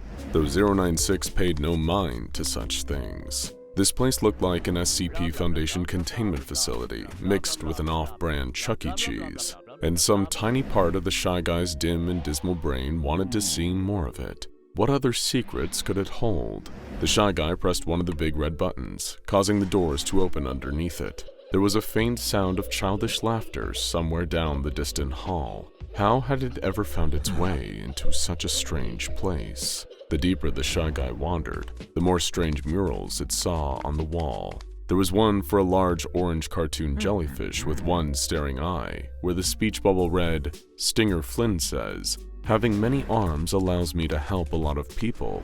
Then a squat blue gorilla-like creature with sharp lower teeth had a speech bubble that read, "Captain Fiddles says, ooga booga, booga ooga." A white feminine cat-like creature had the speech bubble, "Bambalina says, kindness is free, so sprinkle it everywhere." A misshapen pink bird creature had the speech bubble, "Opila Bird says, laughter is the best medicine, so make sure to smile." And of course, most importantly of all, presiding over the creativity room, was a mural of a grinning red creature wearing a pair of party hats on its head like horns. His speech bubble read, "Banban says, sharing is caring. "Your pancreas is mine." A whiteboard not far from this mural had the words, "Run for your lives," hastily scrawled onto it. To anyone but the shy guy, who had no point of reference, this was clearly not a normal kindergarten. As the shy guy passed into the hallway, slowly lumbering along, it suddenly felt an intense spike of burning pain right through its forehead. Rising like a fever pitch, the shy guy's subdued whimpers quickly escalated into horrifying wails of animalistic rage. This could only mean one thing. Somewhere, something had made the terrible mistake of gazing at the shy guy's face. In fact, not 10 feet away, the unfortunate Opala bird had made that very mistake. It typically peeked out from behind one of the hallway's pillars to get a good look at any potential intruders or new prey wandering into its midst. But this time, the beastly bird's curiosity had taken it from predator to prey itself. Though it wouldn't realize this until it was already too late. As the mutant bird creature skittered back into the cavernous hall filled with plastic trees and an underwhelming play area, the shy guy came galloping after it on all fours, roaring with fury. The Opala bird was shocked to see the creature giving chase. "This doesn't make sense. I meant to chase you. You're not meant to chase me." But things are rarely fair when it comes to the shy guy. Arguably one of the most dangerous Euclid-class creatures ever kept in Foundation containment. The Opala bird flapped desperately towards the boarded-up escape hatch, but the shy guy was so much faster. He grabbed hold of the bird, gripping it in its iron clutches, and began to stretch open its bottom jaw with a blood-curdling roar. We'll spare you the details of what happened next, but suffice to say, little more than a handful of feathers were left. After finishing off the Opala bird, the shy guy reverted from rage back to pitiful sadness. This place was no better than the SCP Foundation. There were still creatures here to look at its face and drive it into a state of extreme emotional distress. It was horrible. The shy guy needed to find a way to hide himself away again, so he decided to tear away the planks covering up the escape hatch and lope down the narrow hall. In there, the shy guy actually found something to its liking. 2 platforms, one on either side of the room, with what seemed to be a deep, dark chasm between the two. For most, there was an electrical lift system for carrying them between the platforms, but the shy guy had no interest in the platforms. He only sought the darkness below, where nobody could see his face. That would suit him just fine. The shy guy jumped over the guardrail and plummeted down below into the dark. Feeling the air against its cold gray skin as it felt wonderful. It dared to think that it might even find solace in this deep, dark place, but as soon as he hit something solid, some kind of metal lift system, alarms went off, and flashing red lights soon made everything down there in the darkness visible. To be exposed like this while it thought it was hidden was the dreaded shy guy's worst nightmare. Little did he know, he would soon become the worst nightmare of a number of other beasts. As the shy guy crawled off the metal platform, hoping that perhaps it could find another place to hide down here, its hands and feet splashed into shallow water.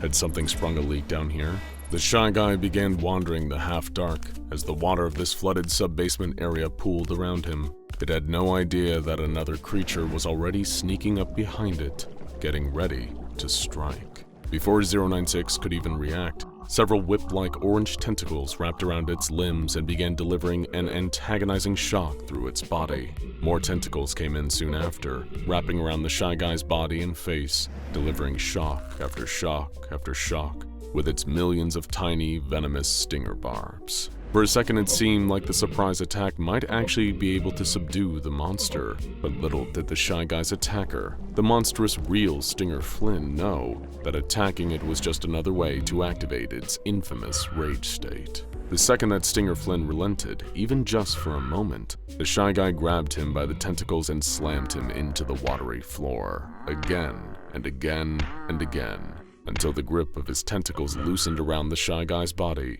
and he was defenseless. With Stinger panicked and immobilized, the shy guy released the full force of his supernatural fury, striking the demonic jellyfish with his fists until what was left couldn't be distinguished from the water it used to be floating in. Stinger Flynn had been completely annihilated. The shy guy once again temporarily returned to a state of calm and wandered out of this watery basement into a nearby hallway. where everything was bright and dry.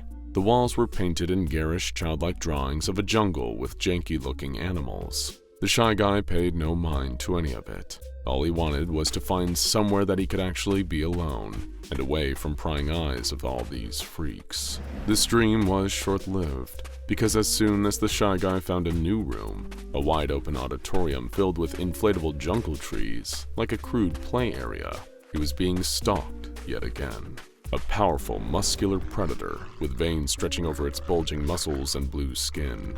It knew that this intruder had already killed 2 of its fellow garden dwellers, but this time, it would put this spindly, pale stranger in its place. The shy guy heard something rumbling towards it from behind, and turned upon hearing the blood-curdling war cry of Ooga Booga Booga Ooga. It was the gorilla-like Captain Fiddles, with strands of saliva hanging from his tusks. He leaped onto the shy guy and began pounding into its hideous face with his huge blue fists. Captain Fiddles would destroy the shy guy, pound him into the concrete until he stopped moving.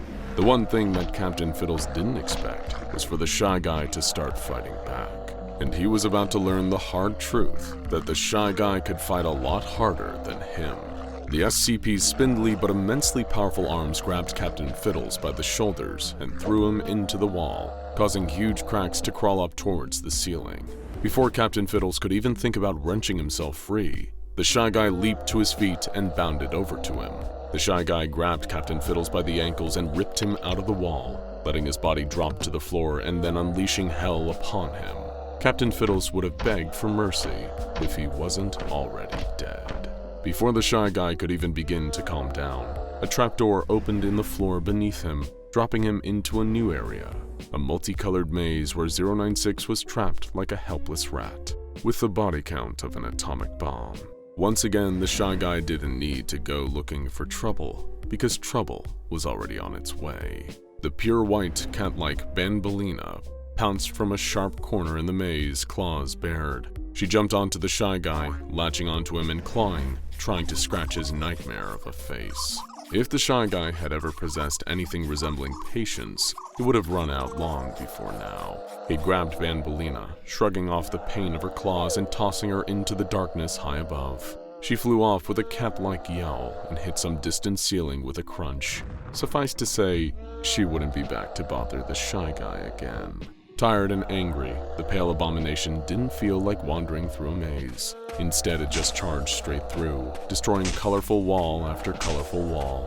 When it encountered whatever was behind this extremely frustrating afternoon, it would destroy it with extreme prejudice. That was almost certainty. After breaking through one more wall, the shy guy tumbled out into a strange room, where a grinning red creature was waiting for him. Wearing 2 party hats on top of his head, this was no mere lackey. It was Banban himself, the one behind this nightmarish kindergarten. He stared right into the shy guy's face with no fear at all, almost like he knew something that the shy guy didn't. And it was true. He had no plan to fight the shy guy himself. He'd brought a champion with him.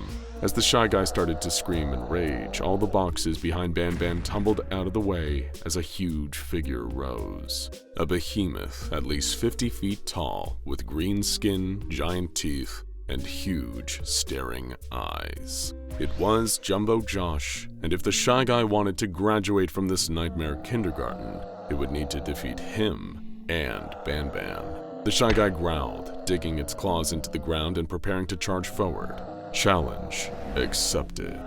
Did you hear that not so long ago, a 5-year-old boy went up against 12 of Russia's greatest chess grandmasters? And do you know what happened? He lost every single match. That's because winning at chess, dear viewers, isn't easy. Chess is an ancient game of strategy, cunning, and skill. It's not just about thinking one step ahead of your opponent. That's not going to be enough. Make a wrong prediction, and you could end up sacrificing one of your pieces, as well as vital space on the board. But thinking 2 to 3 steps ahead, beating your adversary's moves before they've even been made, now there's a viable strategy. Tricky, but viable. After all, if it was easy, we'd all be Queen's Gambit level chess prodigies. Eric Matthews had never been good at the game, but he had a pretty substantial reason to keep trying. and that reason's name was Brian Matthews, his father. You see, for as long as Eric could remember, his dad had regarded a high level of skill on the chessboard to be a sign of intellectual superiority. Intelligence was something that Brian put quite a considerable value on, given that he was a professor at a university in their home country of England. Some of Eric's earliest memories were of playing chess with his dad, usually on a Friday night when Brian got home after a week of giving lectures to the next generation of scholars. Obviously, with his son at such a young age, the professor would take it easy on Eric, playing in a much laxer fashion, focusing instead on teaching the boy the basics of the game. And for a time at least, it was good. It was a rare time that Eric and his academic father could spend bonding. After all, with his mother gone, his dad was all he had. But as the years passed, the game changed. By the time Eric was a teenager, Brian had stopped pulling his punches on the chessboard. He hoped his son would build on what he'd learned when they played in the past, using those skills to best his dad on the board. But to Eric, playing chess had never been about a purely educational experience. It was more about spending time with his old man. Time after time, the young man's pawns fell prey to Brian's expertly considered and far more competitive moves. Try as he might, Eric couldn't best his dad. He tried his best and never stopped putting the effort into every game, but thinking too hard about one possible plan of attack left him wide open to a counter strategy from the professor. Over and over again, he landed himself in checkmate or made illegal moves without even realizing it, every time earning criticism and chastisement from his scholarly father. Every game it got worse. It was like Eric could feel his father's gaze and the weighty expectations behind it with each move he made across the board. There were so many nights where he wondered if it would be better to give up entirely, to knock down his own king and concede. But how could he ever find any other shared interests with his dad beyond the two of them playing chess? It had become a lifeline, tethering father and son together, and to cut it now left Eric uncertain if he'd sink or be able to swim alongside Brian. He had long admired his father. His achievements in academia were impossible to avoid, with more framed certificates hung up on the walls than there were photos of the pair of them together. But the shadow it cast over him made Eric desperate to keep this one shred of common ground alive. Eric wasn't the type to give up, despite how much of an uphill struggle the situation felt like. Taking a leaf out of his professor father's scholarly ways, he decided to learn the game inside and out, every known move and strategy. He would research the entire history of chess itself, if that's what it took to play with the same skill as his dear old dad. Over the coming weeks, Eric checked out every book at his local library on the subject, beginner's guides, advanced rulebooks, and even a few volumes on notable players throughout the extensively long history of the game. Along the way, a chapter of a certain book stood out to Eric. It described a chess prodigy from Russia who had created an early mechanical chess device known as the Samurai. It had been designed to be a traveling curiosity and would sit playing chess games against volunteers taken from a spectating audience, each one of them having forked over some of their hard-earned money to watch this man-made wonder. The Russian chess prodigy's young daughters also had a love for the game. Seeing that gave Eric a pang of jealousy, wondering if those daughters had as much trouble playing their own father as he did with Brian. But at least there was an underlying shred of hope there too. If this father and his daughters could bond over chess, maybe there was a chance for Eric and his dad too. Sadly, it's one thing to try and learn all the facts you can about chess. It's an entirely different beast to put all that information to use and apply it to an actual game. Despite having read every book he could get his hands on, Eric still couldn't best Brian at the board. It was like nothing had changed. His father barely noticed when Eric tried to replicate movesets he'd read up on, and still managed to not only counter those moves, but check his queen in the process. So practice, Eric thought. After all, practice was supposedly meant to make perfect, right? The plan was simple. If he practiced his chess moves enough times, and figure out how he could call on what he'd learned, then he might stand a chance at winning when he and his dad played each other. There was just one hiccup to this plan. Eric needed someone to practice against. The only other person in the house was Brian, meaning it was that hiccup that turned into a problem almost big enough to stop Eric in his tracks. That is, until he went into his father's lab. It was under the house itself, a sort of sub-level, maybe used as a basement or cellar by the previous owners. But since Professor Matthews and his son had lived there, the entire room had been remodeled into an at-home laboratory. Not a terribly advanced one, of course. This was the early 90s after all. The majority of Brian's time, even when he was at home instead of working at the university, was spent on his own, downstairs in the lab. Eric had gone down there in search of his dad, to ask him if there was anyone whom he knew who he could practice and develop his chess skills with. But instead, what he found down there was the last thing he expected to see.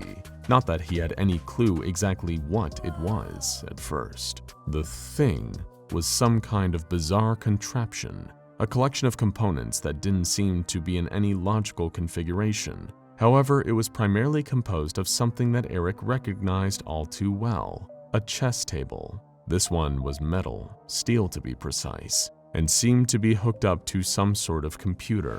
While back in the 90s, computers were hardly as commonplace as they are now, Eric had seen a fair few at school and the library. Although this one was different. It seemed old, far older than Eric thought computers had been around for. As far as he knew, they'd only really come to prominence in the mid-80s. But this computer looked like it predated even that period. Noticing another part of the contraption, a large steam engine with the words, "Manufactured by Maudsley, Sons and Field, established 1840" engraved on one side, made it seem that this whole device had been around since the Victorian era. The next part that caught his eyes was the chess pieces themselves, each one standing neatly in its place on the board. They looked delicate, intricately carved from some smooth substance. For a moment, Eric toyed with the thought of how they could even be made from bone, noticing how each pawn, knight, rook, bishop, king, and queen were all about the size of a human finger bone.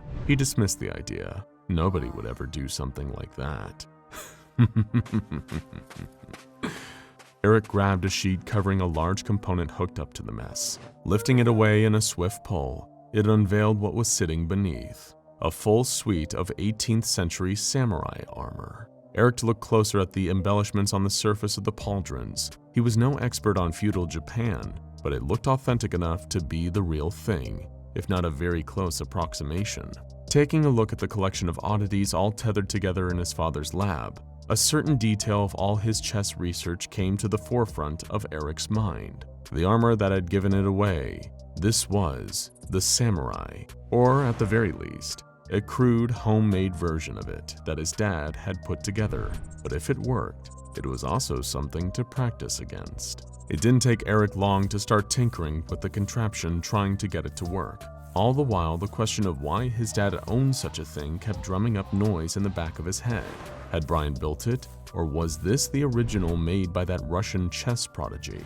Was this machine the reason that Eric's dad possessed such an unbeatable skill at chess? And would using it give him the edge he needed to best him at the game and earn his father's respect? After what felt like hours upon hours of trial and error with a machine he could barely comprehend, Eric seemed to have cracked it. As far as he could tell, the steam engine powered the whole contraption and could be set to 5 different speeds, labeled on the side in Roman numerals. The power from the engine was then fed to some kind of sophisticated mechanism that was within the suit of samurai armor, allowing it to move, and what appeared to be a series of electromagnets that moved the chess pieces and kept them on the board.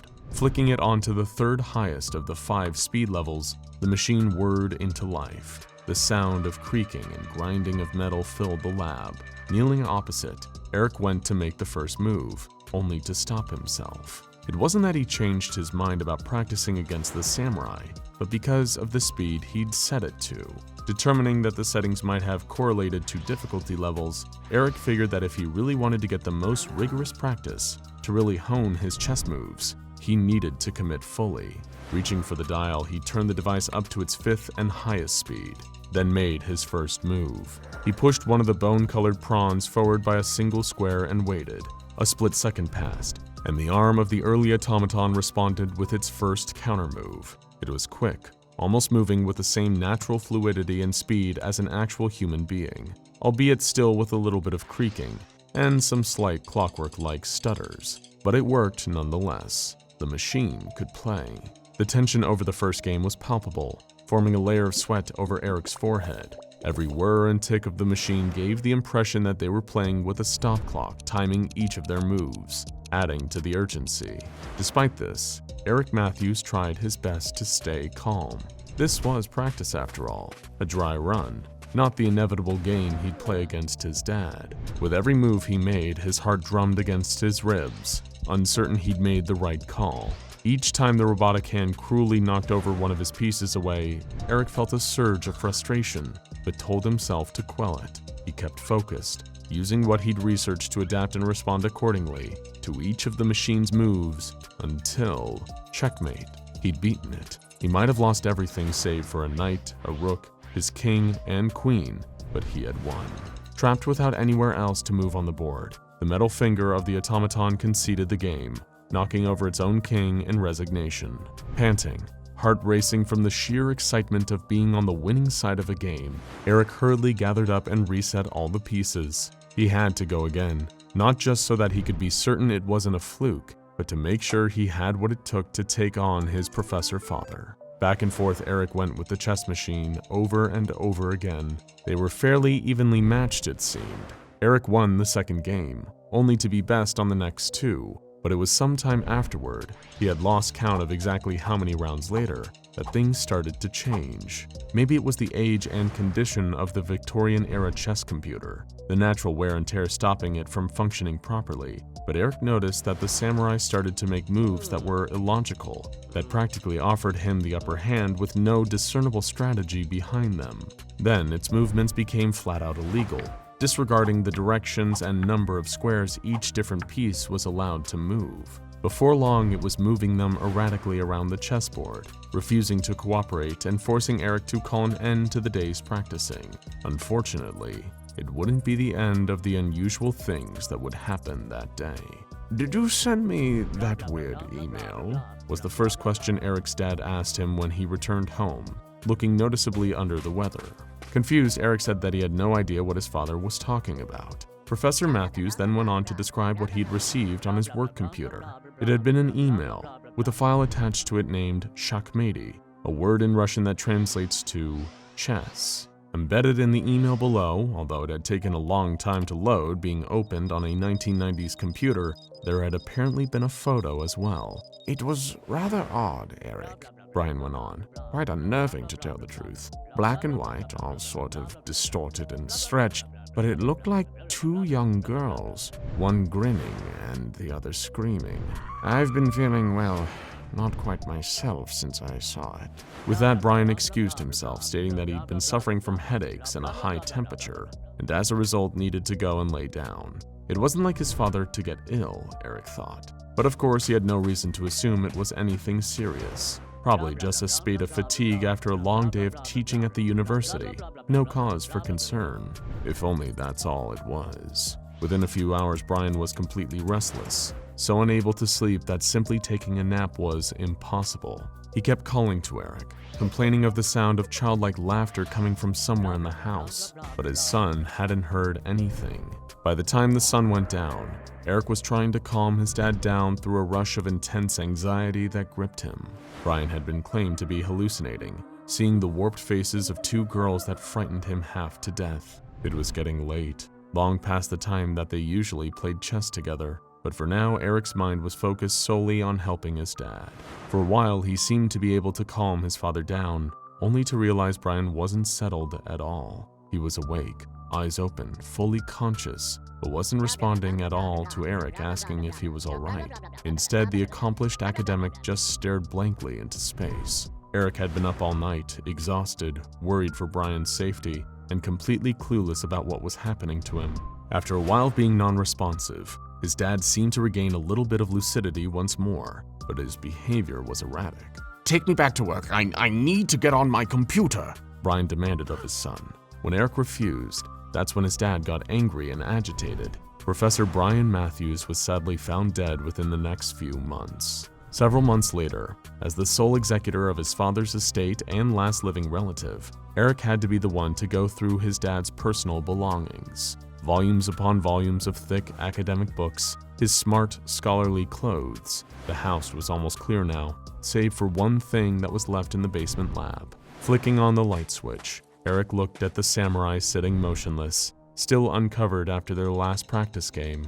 He'd sold off the chess pieces to a collector in New York. Now it was just an empty oddity. Eric placed a king on the board, one of the ones that he and his dad had used when they played each other. With a gentle flick of his finger, he toppled it, resigning to the strange automaton and leaving it there in the laboratory. He wasn't sure how, but he had some kind of gut feeling that this chess machine had somehow been responsible for his father's fate. Of course, Eric had no idea what the device actually was, and what or who lay beneath its whirring metal parts. SCP-1875 is the designation given to this machine now, and has been ever since the Foundation recovered it not long after Eric sold his father's house. They were able to learn much more about it than young Mr. Matthews or even the late Professor Matthews ever had. Not just how to make it work or what its function was, but who had built it and who had been used to build it. Although details of his real name eluded the Foundation's top researchers,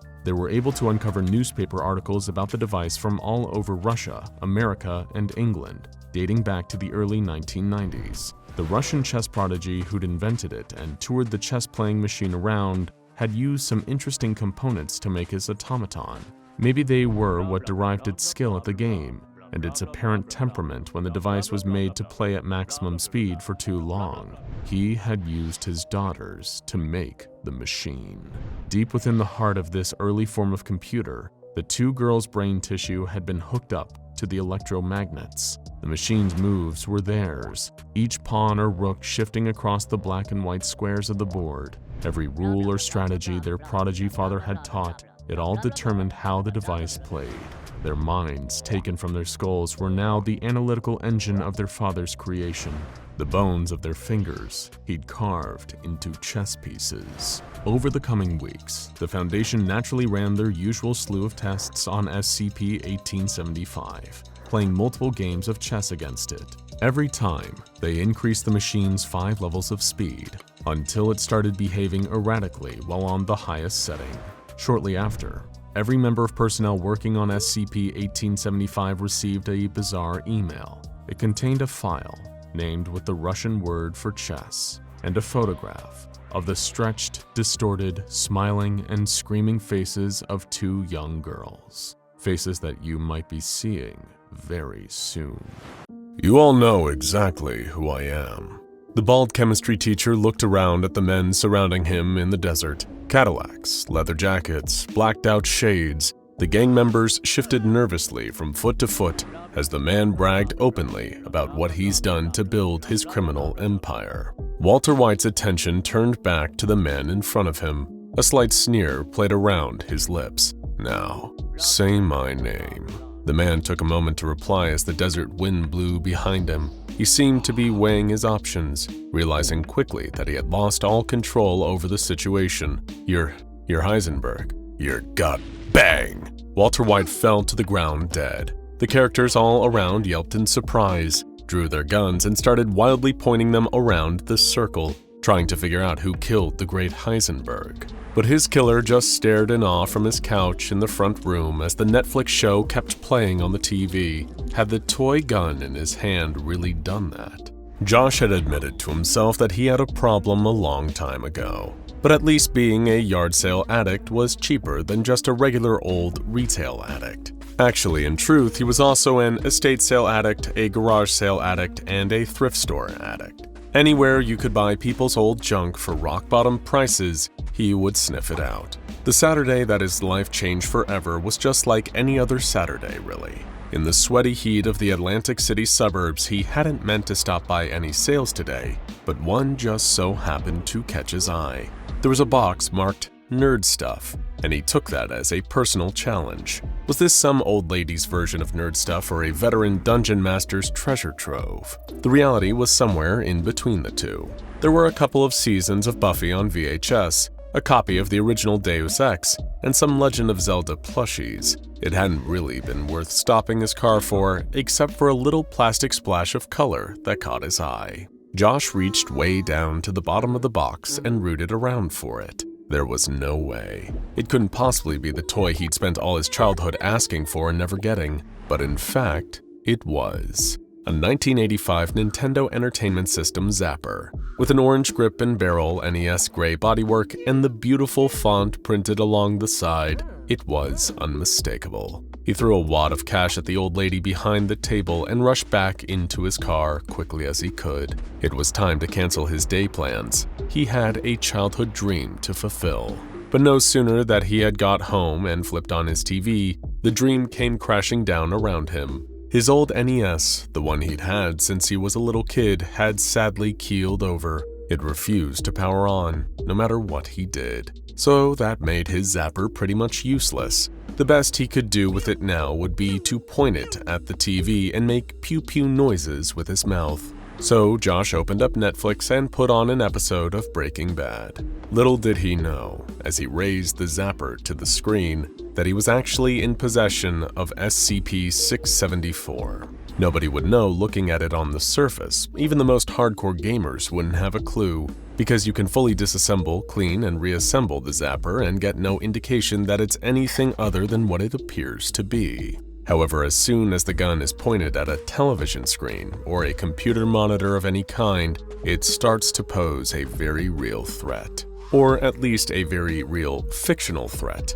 If you shoot at the screen, whatever media is playing on it at the time will react and adapt to what has just happened. That means characters on the screens will react in accordance with the rules of their respective universes. In a grounded, realistic drama, the gunshot will behave like any other, killing or wounding the victim, with perhaps enough time for them to give a dying monologue. But in an episode of Rick and Morty, the shot could manifest in any number of bizarre and creative ways. News crews that witness the user shooting a person in their live report will continue to cover the incident as if it is part of the ongoing story. If you shoot Walter White, he falls to the ground dead. Josh stared at the screen in utter amazement. He didn't expect the writers to kill off their main character just like that. Wasn't there supposed to be another 9 episodes? What would they do to fill all that time? As the episode played out, it seemed to mostly just follow Jesse, trying desperately to escape with his money before it was too late. He kept glancing towards the camera for some reason, with a slight look of fear in his eyes. Very strange creative decision there. Josh backed out of the show to scroll through his continue watching. There was something a little creepy about how he'd pointed the zapper at the TV, pulled the trigger, and perfectly, at that moment, a character had been shot. Time to pick out another show without any guns and murder for a bit. You know, something safe. The familiar melodica tune filled the lounge as various shots of Dunder Mifflin employees busied themselves, shredding credit cards and answering phone calls. It never ceased to make his worries go away seeing the words "The Office" appear on the screen. He settled into the couch, watching as the characters all gathered in the conference room for some first aid training. The CPR dummy lay on the floor with Michael Scott earnestly explaining to the woman that the victim appeared to have lost their limbs. He laughed along as the scene descended into chaos, as none of the employees took the training seriously at all. Even though he'd seen this episode countless times, it never got old. Absent-mindedly, he pointed the gun at the TV and pulled the trigger. Bang! Pam collapsed on the ground. All of the characters dove out of the way, trying to find cover behind their chairs, not daring to peek out at the camera. Only the first aid lady stayed on the scene, trying her best to resuscitate Pam. It cut to a shot of Dwight talking to the camera sadly. He said that it was almost funny, but there was a real heaviness in the moment. His eyes were red, like he'd been crying off camera. Josh flipped the TV off and stared at himself in the dark reflection. Was he dreaming? He hadn't just done that, had he? Fortunately for Josh and for the rest of humanity, he had not killed Jenna Fischer or Bryan Cranston. He hadn't even killed their characters in the shows, at least not for anyone other than himself. Research into SCP-674 shows that the appearance of characters being killed off on screen only exists in the mind of the shooter. For everyone else, the office remains the same as it always was. Unfortunately for Josh, however, Pam is now dead in that universe and will always be whenever he watches an episode. It leaves a real shadow over the later seasons, but the characters apparently managed to do a good job pivoting into its new, darker tone. Other shows that have been tested in research conditions have yielded interesting results. Like in Star Trek, it is impossible to actually kill Captain Kirk. Instead, various red shirts always just so happen to dive in front of him or fall into frame at the pivotal moment. With a small dead zone on the right-hand side of the screen, characters who witness enough shootings have the sense to stick to that side of the frame whenever the shot is on them, sometimes going so far as to plead directly with the viewer, breaking the fourth wall in their desperation to survive. When Josh came back from a long walk outside, he'd convinced himself that what he had seen earlier was all just some vivid dream. A dream he didn't remember waking up from, but definitely wasn't happening anymore. He'd play some video games, that's what he would do. He had decided he would just play some Super Smash Bros. And unwind. Anyone who has ever said that sentence to themselves will know firsthand how foolish that is. Not 10 minutes later, Josh had definitely forgotten all about his dream from before. He was too busy raging and cursing at the screen. He couldn't stand playing against King Dedede. That stupid hammer move always got him. Without thinking, Josh snatched the zapper from the couch next to him and blasted Dedede right in the face. In classic Smash Bros. Style, the giant Penguin King was launched backwards, flying off the screen in a blast of colorful smoke. But he didn't respawn. For a second, his character just stood on the screen awkwardly before it kicked him back out to the character select screen. This time though, King Dedede's picture was missing. Josh couldn't help himself. He set up a free-for-all match straight away, picking all the characters he hated to fight against. Sonic, Mario, Pikachu, Bowser, Link, Ness, even Wii Fit Trainer. One after the other. Bang, bang, bang. He felt a strange sense of satisfaction once he'd done his work.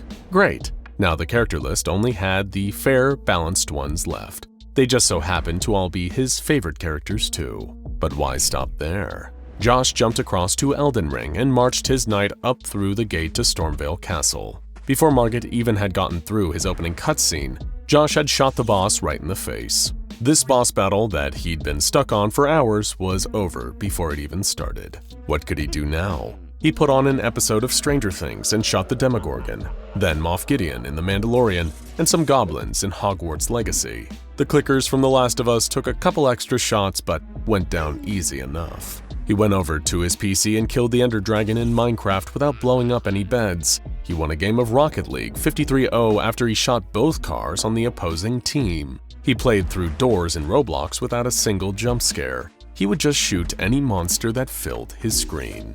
What could be better? He reckoned it was time for more movies. Walking back across the lounge, spinning the gun around his finger like a western, he wondered if now would be a good chance to hunt down all the legendary animals in Red Dead 2. It would certainly make the job a lot easier if he could kill them all in just one shot. He'd just need to be careful not to shoot Arthur by accident. But then Josh sat on the remote. The TV flicked over to an old rerun of Bob Ross just as he'd been squaring up to shoot. He pulled the trigger before he could react. The canvas was splattered red. From somewhere off camera, he heard the artist's wheezing voice try to comfort him. There are no mistakes, just happy. But he died before he could say another word. The Exposition Gun first came onto the SCP Foundation's radar when a strange police report was doing the rounds on an email chain amongst local authorities. They were all finding a great deal of value from a man called Josh, who had turned himself in at his local station in Atlantic City for, quote, killing like everyone. Naturally, the police took his report very seriously, for all of about 10 minutes. As soon as they realized he was talking about video games, TV, and movie characters, the whole case turned into one big joke. They sat Josh down in front of a TV and played him episodes of the shows he was talking about, pointing out characters still alive in scenes after he'd supposedly shot them to death. But he seemed to just grow more distressed as he realized he was experiencing this phenomenon alone. By the time Foundation agents tracked Josh down and took him in for questioning, the gun had moved on. He marched it straight back to the old lady who'd sold it to him, who had then sold it on again. Josh's full account of events and description of the zapper were taken before he was administered Class C amnestics and allowed to continue with his yard sale addiction uninhibited.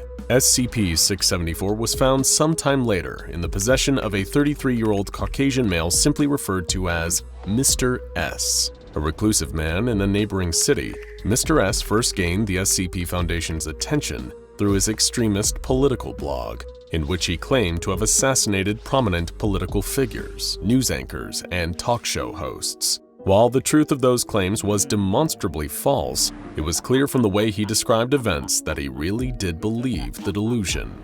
After being questioned, it was discovered that he had never left his home. Instead, he stayed on his couch, watching news reports and firing at any prominent figures that appeared, believing that he was indeed killing them in the real world. Despite claiming that he was using SCP-674 to prevent a military police state, using the device to assassinate so many high-profile figures had the opposite effect on his video reality. In his blog posts, he described an increasingly unstable global order, martial law, and catastrophic events consistent with the hypothetical release of 2 deadly SCPs. His house was barricaded, with security cameras set up in every direction. The more he had been using the gun, the more the characters and journalists on TV had threatened him, claiming that the SCP Foundation were on their way to apprehend him and that he would face retribution for what he had been doing. Mr. S's intended ambush of Foundation agents failed. While they appeared to be dying on the security feeds he had set up, the agents experienced no physical harm in reality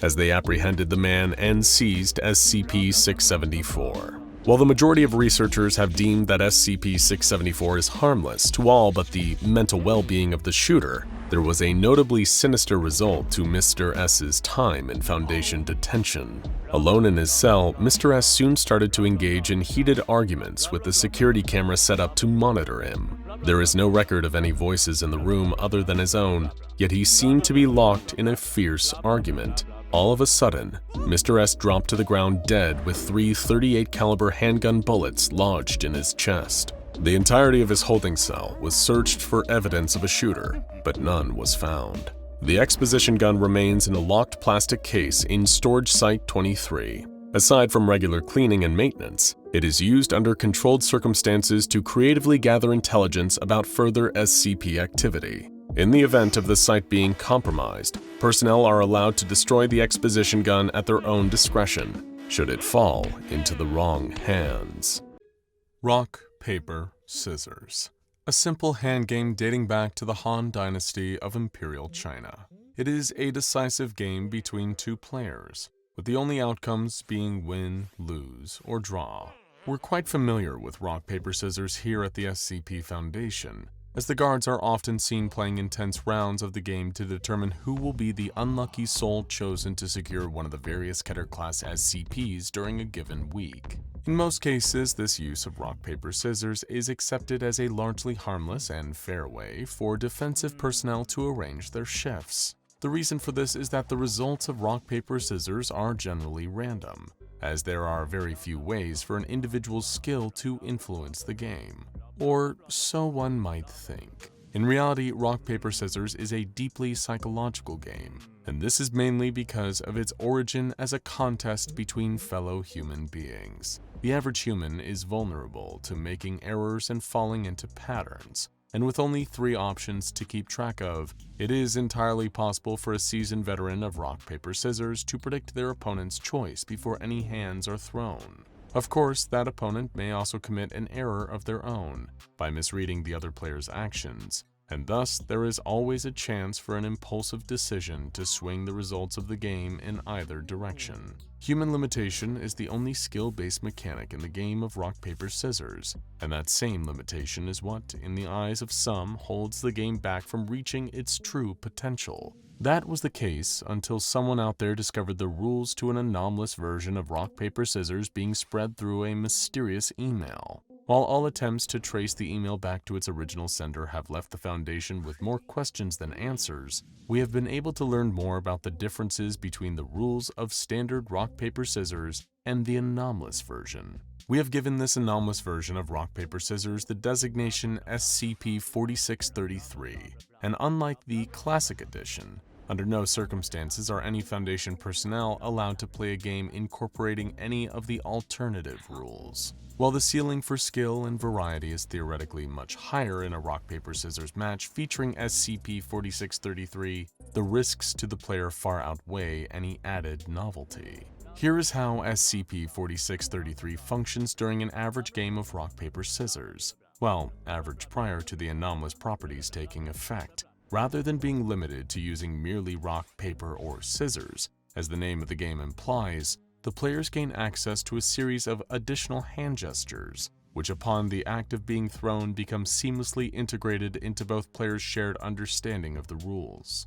This alone would be bizarre enough, but the true harm caused by SCP-4633 is in the nature of the gestures themselves. When one of the non-standard gestures allowed by SCP-4633 is used, the player's hands will change shape in ways that, under normal circumstances, would be anatomically impossible. Each of these non-standard gestures is distinct from the rest, with the only commonality being an unusual tendency for the final gesture to resemble biological structures often seen in sea life. One particular gesture might cause a player to rapidly grow a ring of additional fingers surrounding a gaping anemone-like mouth in the palm, while another could result in the player's entire arm flattening into a fin-like appendage. Regardless of how severe a departure from a typical human limb the final gesture would be, the limbs, and on rare occasions the entire body, of the player using the gesture will quickly and irreversibly mutate into the shape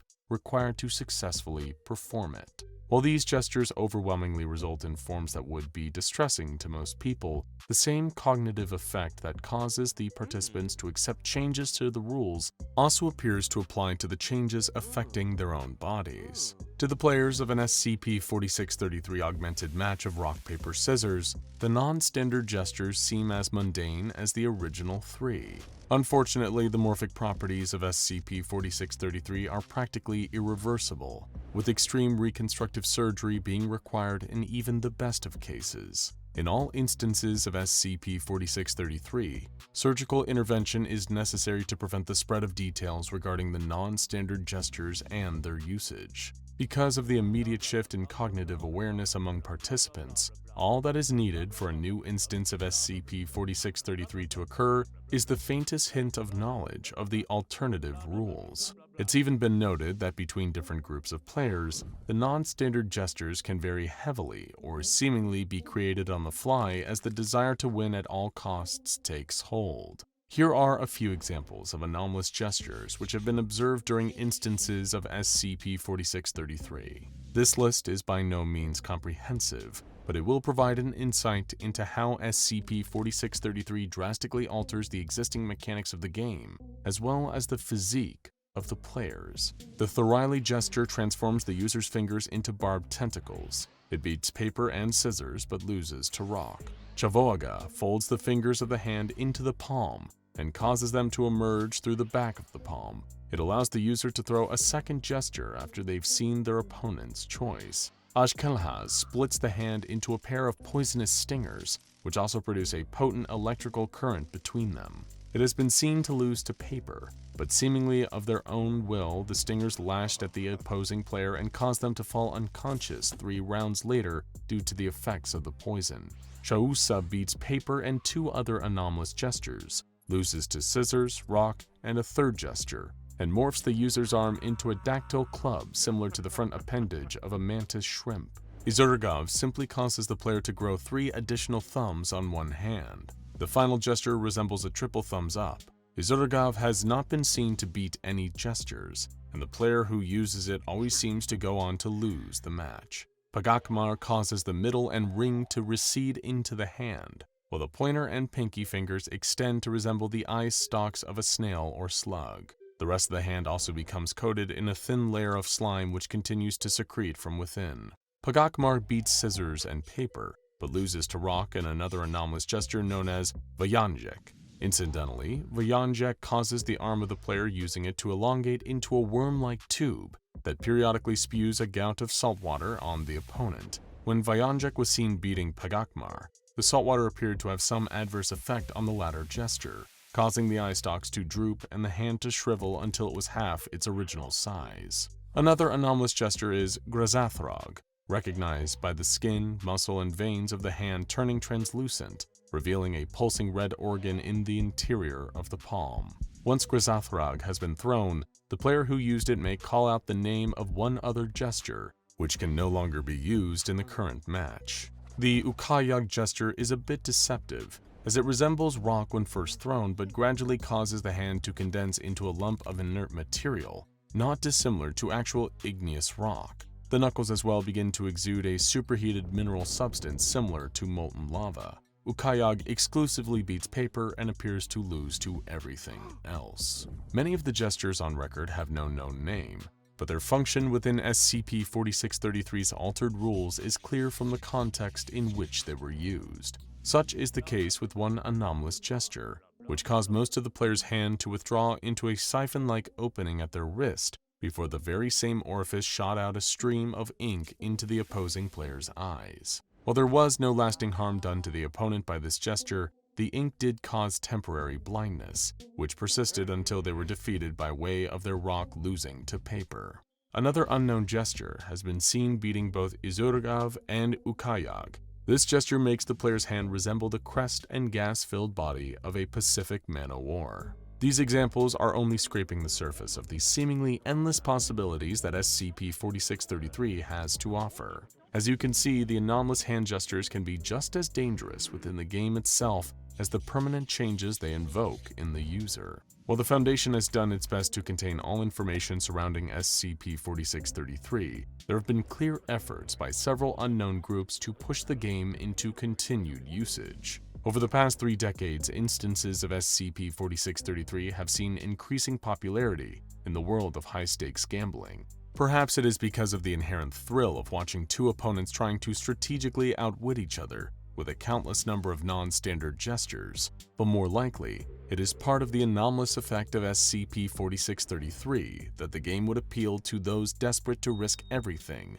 on the slim chance of victory. This neatly brings us to the SCP-4633 related incident which occurred aboard the private ocean liner known as the SS Fateful Emma. Before the incident, the Fateful Emma would sail into international waters twice a year. Each time it would bring along a new group of passengers, seemingly selected from the underprivileged and downcast sector of society. A great many of these passengers were convicts with repeat violent offenses chosen from supermax facilities the world over. The process by which these inmates were chosen for a voyage aboard the ship was not dissimilar from the methods the Foundation uses to acquire new Class D personnel. Naturally, this was how the research team was able to be tipped off about the Fateful Emma. It became apparent soon after looking into the ship's career that the individuals altered by the effects of SCP-4633 had been seen departing from the ship on multiple occasions in remote island harbors. Most of the time, the individuals would also be, to the best of their ability with their metamorphized forms, carrying briefcases filled with hundreds of thousands of dollars in cash. While witnesses tend to write off the strange appearances of those affected as being the result of a deformity or injury, or in more pronounced instances dismissing the encounters as sightings of creatures from the local mythology, it was clear to anyone familiar with SCP-4633 what was truly going on. These passengers were being made to play pitched games of rock, paper, scissors featuring SCP-4633 for massive sums of wealth, and what was worse, the grand prize winners were seemingly being released back into civilization without the knowledge of law enforcement. Of course, what the Foundation was most concerned about was the potential for the large-scale leak of detailed information involving SCP-4633. It seemed that the Foundation's latest faceless enemy had revealed itself. Whatever wealthy group of individuals was pulling the strings behind the games aboard the SS Fateful Emma, it was very likely that the ship was also well protected by a private army of trained mercenaries. In a display of swift but necessary initiative, the Foundation assembled a brand new mobile task force to be dispatched onto the ocean liner. Mobile Task Force Row 52, with the fitting codename Rochambeau. The Mobile Task Force would board the vessel secretly and use whatever means necessary to prevent the spread of SCP-4633 and any evidence of the associated non-standard hand gestures. Before the Fateful Emma's next voyage, the Foundation isolated the port where it would depart from and made sure that the MTF agents were in position. The operation was co-captained by Agent Dubois and Agent Zhang, both of whom prided themselves on having extraordinarily good luck. Agent Dubois would stealthily move the majority of the agents under his command into the cargo hold below deck and await Agent Zhang's signal. Agent Zhang himself would assume the name and identity of one of the criminal passengers, who was intercepted before boarding by the Mobile Task Force. The would-be participant was subsequently detained and brought into the Foundation as a Class D personnel. As the SS Fateful Emma began to leave the harbor, Agent Zhang joined the other passengers who had been gathered together in an enormous function hall. There was little indication of when the games would begin, and Zhang made an effort to keep a low profile until more information was available. Shortly after the ship had officially arrived in international waters, an eccentric man entered the room on a walkway that overlooked the rest of the passengers. He was flanked by a pair of armed bodyguards. It was plain from the man's style of dress and demeanor that he was both absurdly wealthy and completely out of his mind. He wore a pure white tuxedo and a scarf that seemed to have been made from the fur of a Siberian tiger. A pair of dark shades with sequin rims obscured his eyes from view. But by far the strangest aspect of the rich man was the fact that emerging from the wrist of his right arm was the eyeless head of a moray eel where his hand should be. The man spoke, addressing the entire room. "Welcome, passengers new and old, to the SS Fateful Emma. While you are aboard this ship, your fate is in your own hands. Over the next 24 hours, you will have the rare opportunity to play the greatest game of chance that humanity has ever known. Generations of people from every continent and every walk of life have given their all to the mastery of rock, paper, scissors, across, north, slash, //. The man proceeded to speak unusual syllables for the next minute straight without even a pause for breath. In his report, Agent Zhang described the man's voice as gaining an increasingly loud hum as his speech continued, and that some of the syllables didn't seem to be the product of human vocal cords. He soon concluded his string of gibberish and resumed speaking intelligible language. As is customary, we will be utilizing the Iljesh Toi rules. You will begin by selecting a single opponent and challenging them to a best of 2 of 3 match. This is a single elimination tournament, and any competitors who cannot otherwise continue to engage in matches will also be eliminated. By the end of your time here, the luckiest among you will be named the undisputed champion of these games, and will be granted unlimited freedom, along with the cash prize. The rest of you will have to determine your own fates, for you all know what awaits you below. May your hands be ready, your minds be sharp, and remember, winning is everything." With a flourish of his moray eel hand, the wealthy man finished his introductions and promptly exited the room. Agent Zhang looked at the passengers surrounding him and saw that they were already beginning to play rock, paper, scissors with each other. A few had already begun using the anomalous gestures, warping their limbs into hideous subnautical shapes. Agent Zhang gave the signal to Agent Dubois and the rest of the mobile task force to begin the operation. Their target was primarily the moray-handed man, as well as any other close associates that he had on board. They would capture him alive and interrogate him into revealing the mystery behind this illegal gambling ring. Once the mercenaries were dealt with, Agent Dubois' team would further command the ocean liner and navigate it to SCP Foundation Research Site 45 to await further orders. As for Agent Zhang, he knew what he had to do.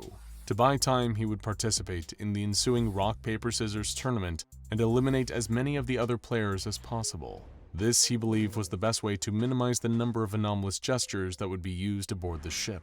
Of course, he himself wouldn't be using any of the anomalous gestures either, opting to limit himself to the standard 3.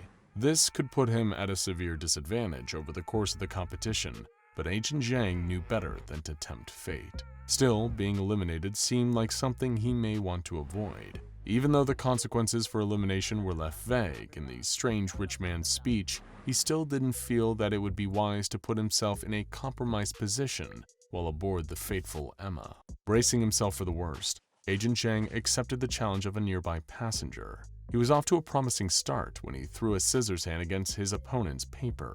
Because the matches were best 2 out of 3, all he needed was to win one of the next 2 matches, and he'd survive this round. Then he saw the devious look on his opponent's face, and he knew that this match was about to get weird. Rather than admit defeat, Agent Zhang prepared to throw scissors again. The two challenged their hands, and just as Zhang had feared, his opponent threw an anomalous gesture. Almost instantly, the opponent's hand took on a multi-mouthed piscine form, which began to spit sharp teeth in Agent Zhang's direction.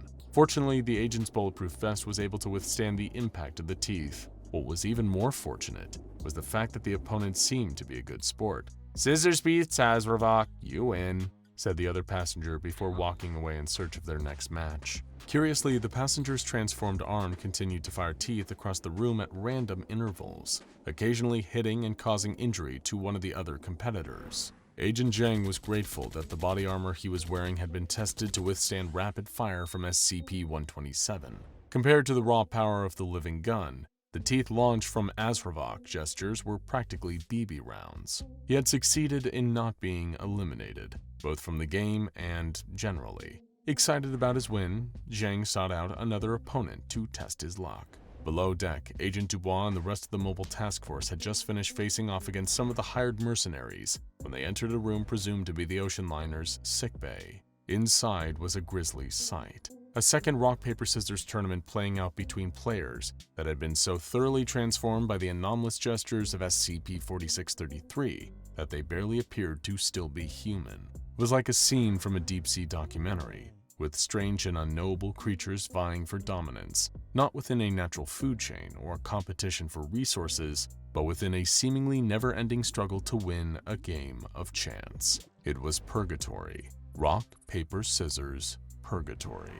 Agent Dubois was appalled, but he knew better than to attempt to stop these creatures from doing the one thing keeping them all distracted. The moray-handed man was still somewhere in the ship, and capturing him was far more important. The research team would decide what to do with these former humans once the ship was secure within the Foundation's custody.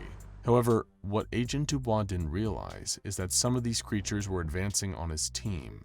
In nightmarish and unearthly voices they chanted, Rock, rock, paper, scissors. Suddenly, one of the abominations, who resembled nothing more closely than an enormous mass of coral, produced 4 arms from within its body and began to throw anomalous hand signs towards the agents. One of the arms threw Ukyag, which coated an unsuspecting agent in hot lava, causing him to drop to the floor in pain.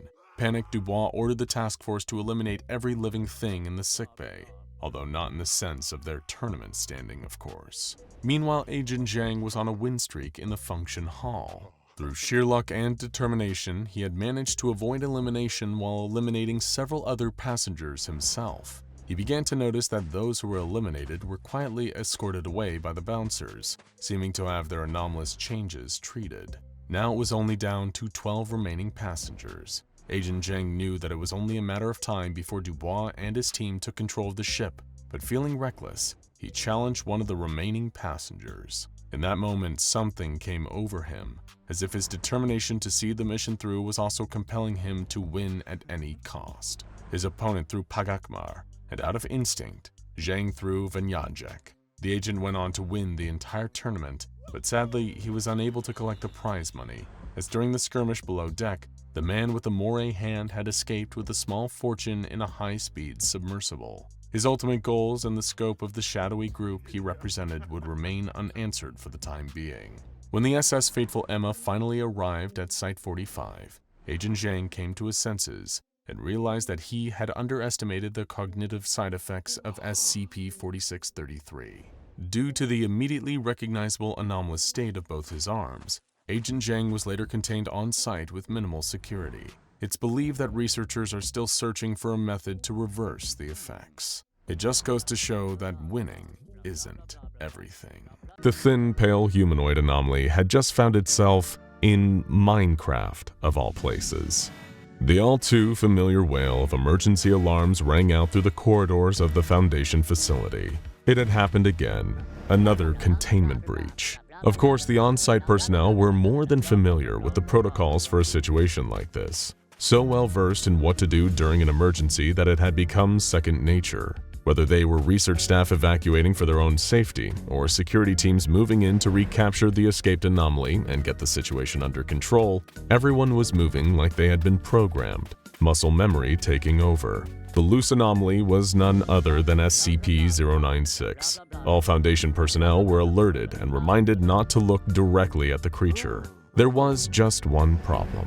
They couldn't look even if they'd ignored their order to try. Nobody could, because the shy guy was nowhere to be found. Well, nowhere in the real world, at least. This whole situation, bizarre even by Foundation standards, had all started with an experiment involving a member of the disposable D-class personnel.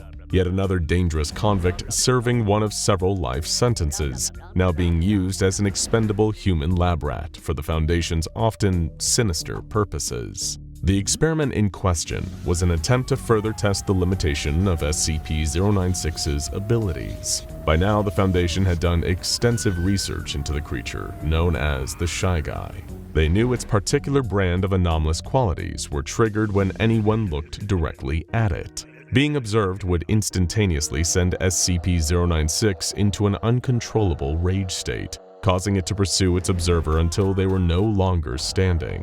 SCP-096 was known to be able to travel at speeds so relentless, it was pretty much impossible to stop. One moment it was sobbing and screeching in its cell, having just been observed, and minutes later, the wide-jawed, long-limbed monster was standing behind whoever had seen it, making its screaming face the image its victim took to the grave with them. Foundation researchers knew that SCP-096's rage state could be triggered by as little as someone seeing the slightest hint of a creature. Even if the Shy Guy had been captured as a tiny speck in the background of a photograph, it would come after anyone whose eyes so much as glanced over that speck. It also didn't matter how far away the observer was. SCP-096 could not be outrun. It could track down anyone wherever they were in the world. But what if a person who had observed the Shy Guy was no longer in the world? The experiment had taken a lot of trial and error. After all, digitizing a human being and transforming their entire consciousness into code was no easy task. But the Foundation wasn't above breaking more than a few eggs to make an omelet, especially when those eggs were the brains of a few D-Class personnel. Actually, the first test subjects turned out more scrambled or fried. Certainly overdone, given the amount of smoke coming from their ears. But eventually, the research team had perfected the device they dubbed the Neural Harness, a headset that could translate a person's mind into pure digital code. Their consciousness would be extracted from their body, leaving their physical form an empty shell, while a digital copy of them was able to traverse the local on-site computer network. Of course, the Foundation wasn't about to let a digitized D-Class run amok with their systems,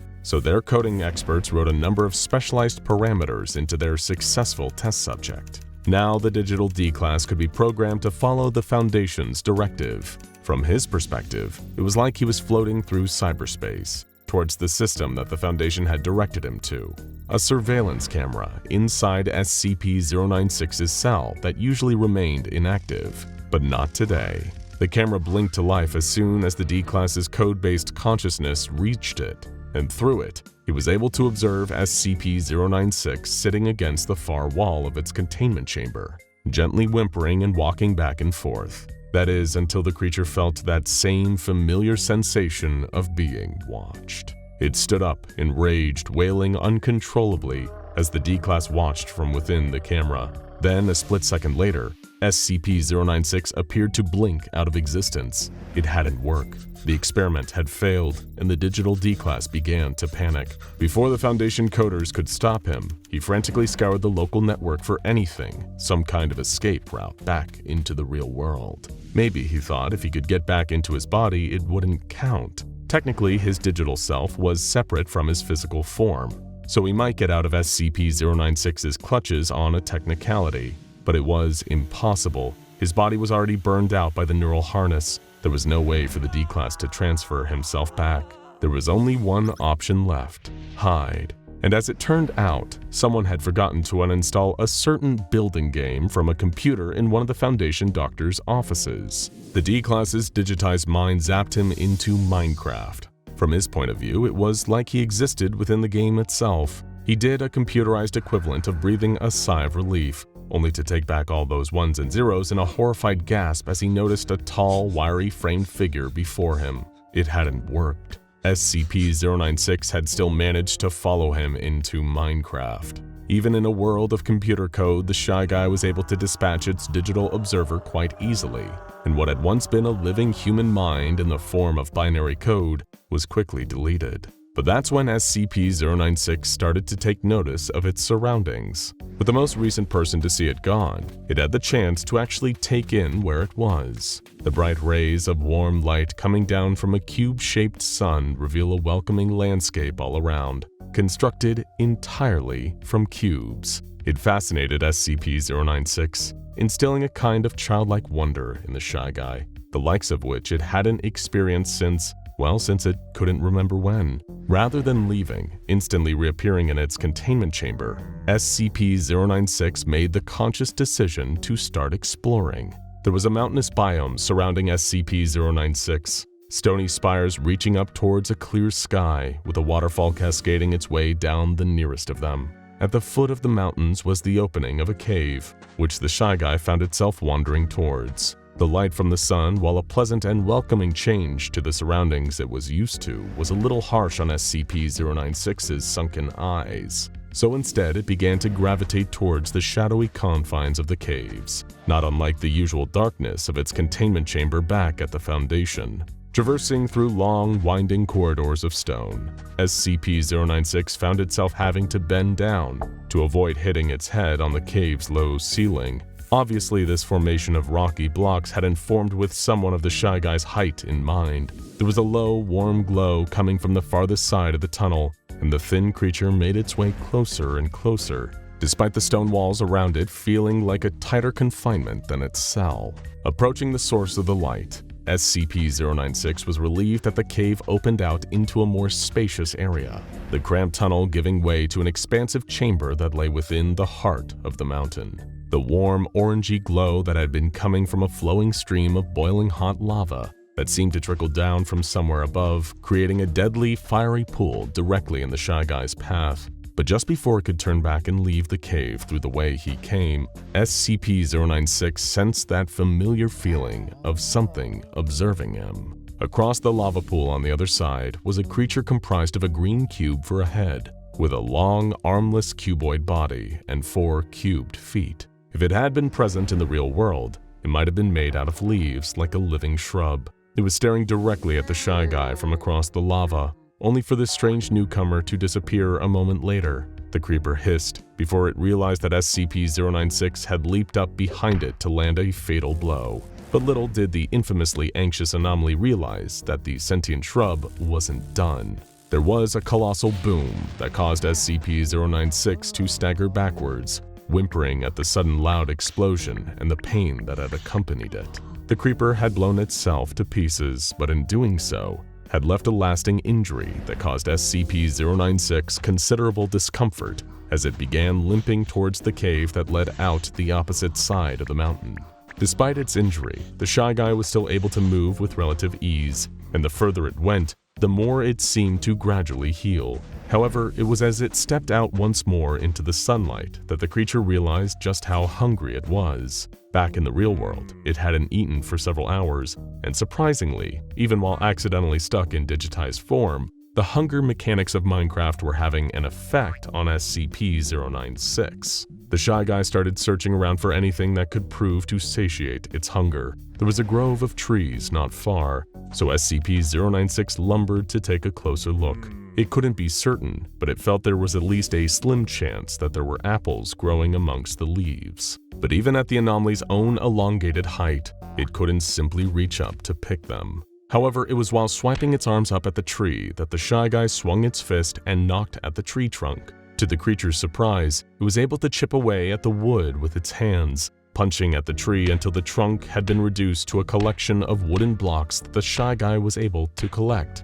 And sure enough, some red apples dropped from the leaves above, enough to quell the hunger that SCP-096 was feeling, at least for the time being. Nearby, something was moving through the trees. It was yet to lock eyes on SCP-096, but the second it did, the mob would surely have sealed its own fate. As it moved around, minding its own business, the tall figure overheard the sounds of the Shy Guy eating, and its attention was drawn to where the creature was standing, enjoying an apple. Sensing that it had been seen, SCP-096 turned and locked eyes with the entity. It was perhaps the only other being in Minecraft that was a similar height and stature to the anomaly itself. In fact, the pair were strikingly similar. Before SCP-096 could carry out its usual method of attack, the Enderman suddenly teleported out of view, but it was too late now. Both it and the Shy Guy had looked at the other's face. Both had been provoked and were compelled to react in exactly the same way. Just as SCP-096 entered its rage state, the Enderman too opened its mouth and began to shake, making loud, lengthy sounds not dissimilar to the Shy Guy's own angered screams. But something profoundly strange happened next. SCP-096 and the Enderman kept attempting to pursue one another, appearing in a new location within the Minecraft world. neither one getting close enough to the other. They'd teleport, only for the other to teleport away the moment they saw each other, each trying to catch one another but always staying one step behind. This rapid chase almost became a strange, ongoing sort of teleporting dance between SCP-096 and the Endermen. At first, the Shy Guy had been compelled to attack the Endermen, like it was with any who looked directly at it. But as they appeared and disappeared from place to place, the creature started to feel an odd kinship with this shadowy fellow. It was so used to being frightened and alone, to its overwhelming feelings of insecurity and self-loathing, that the simplicity of just traversing the open world, with a creature very like itself in many ways, it had all come as a welcome change. SCP-096 found it therapeutic even, and before long was following the Endermen not out of any intention to do it harm, but just to feel, for a little while, like it had a friend. Just a little bit longer, SCP-096 thought, welcoming the enjoyment it felt playing this game of Minecraft. Now go check out SCP-1471 MalO but hacked Minecraft, and SCP Minecraft World Destroyer SCP-4335 A Welt in the Crucible for more.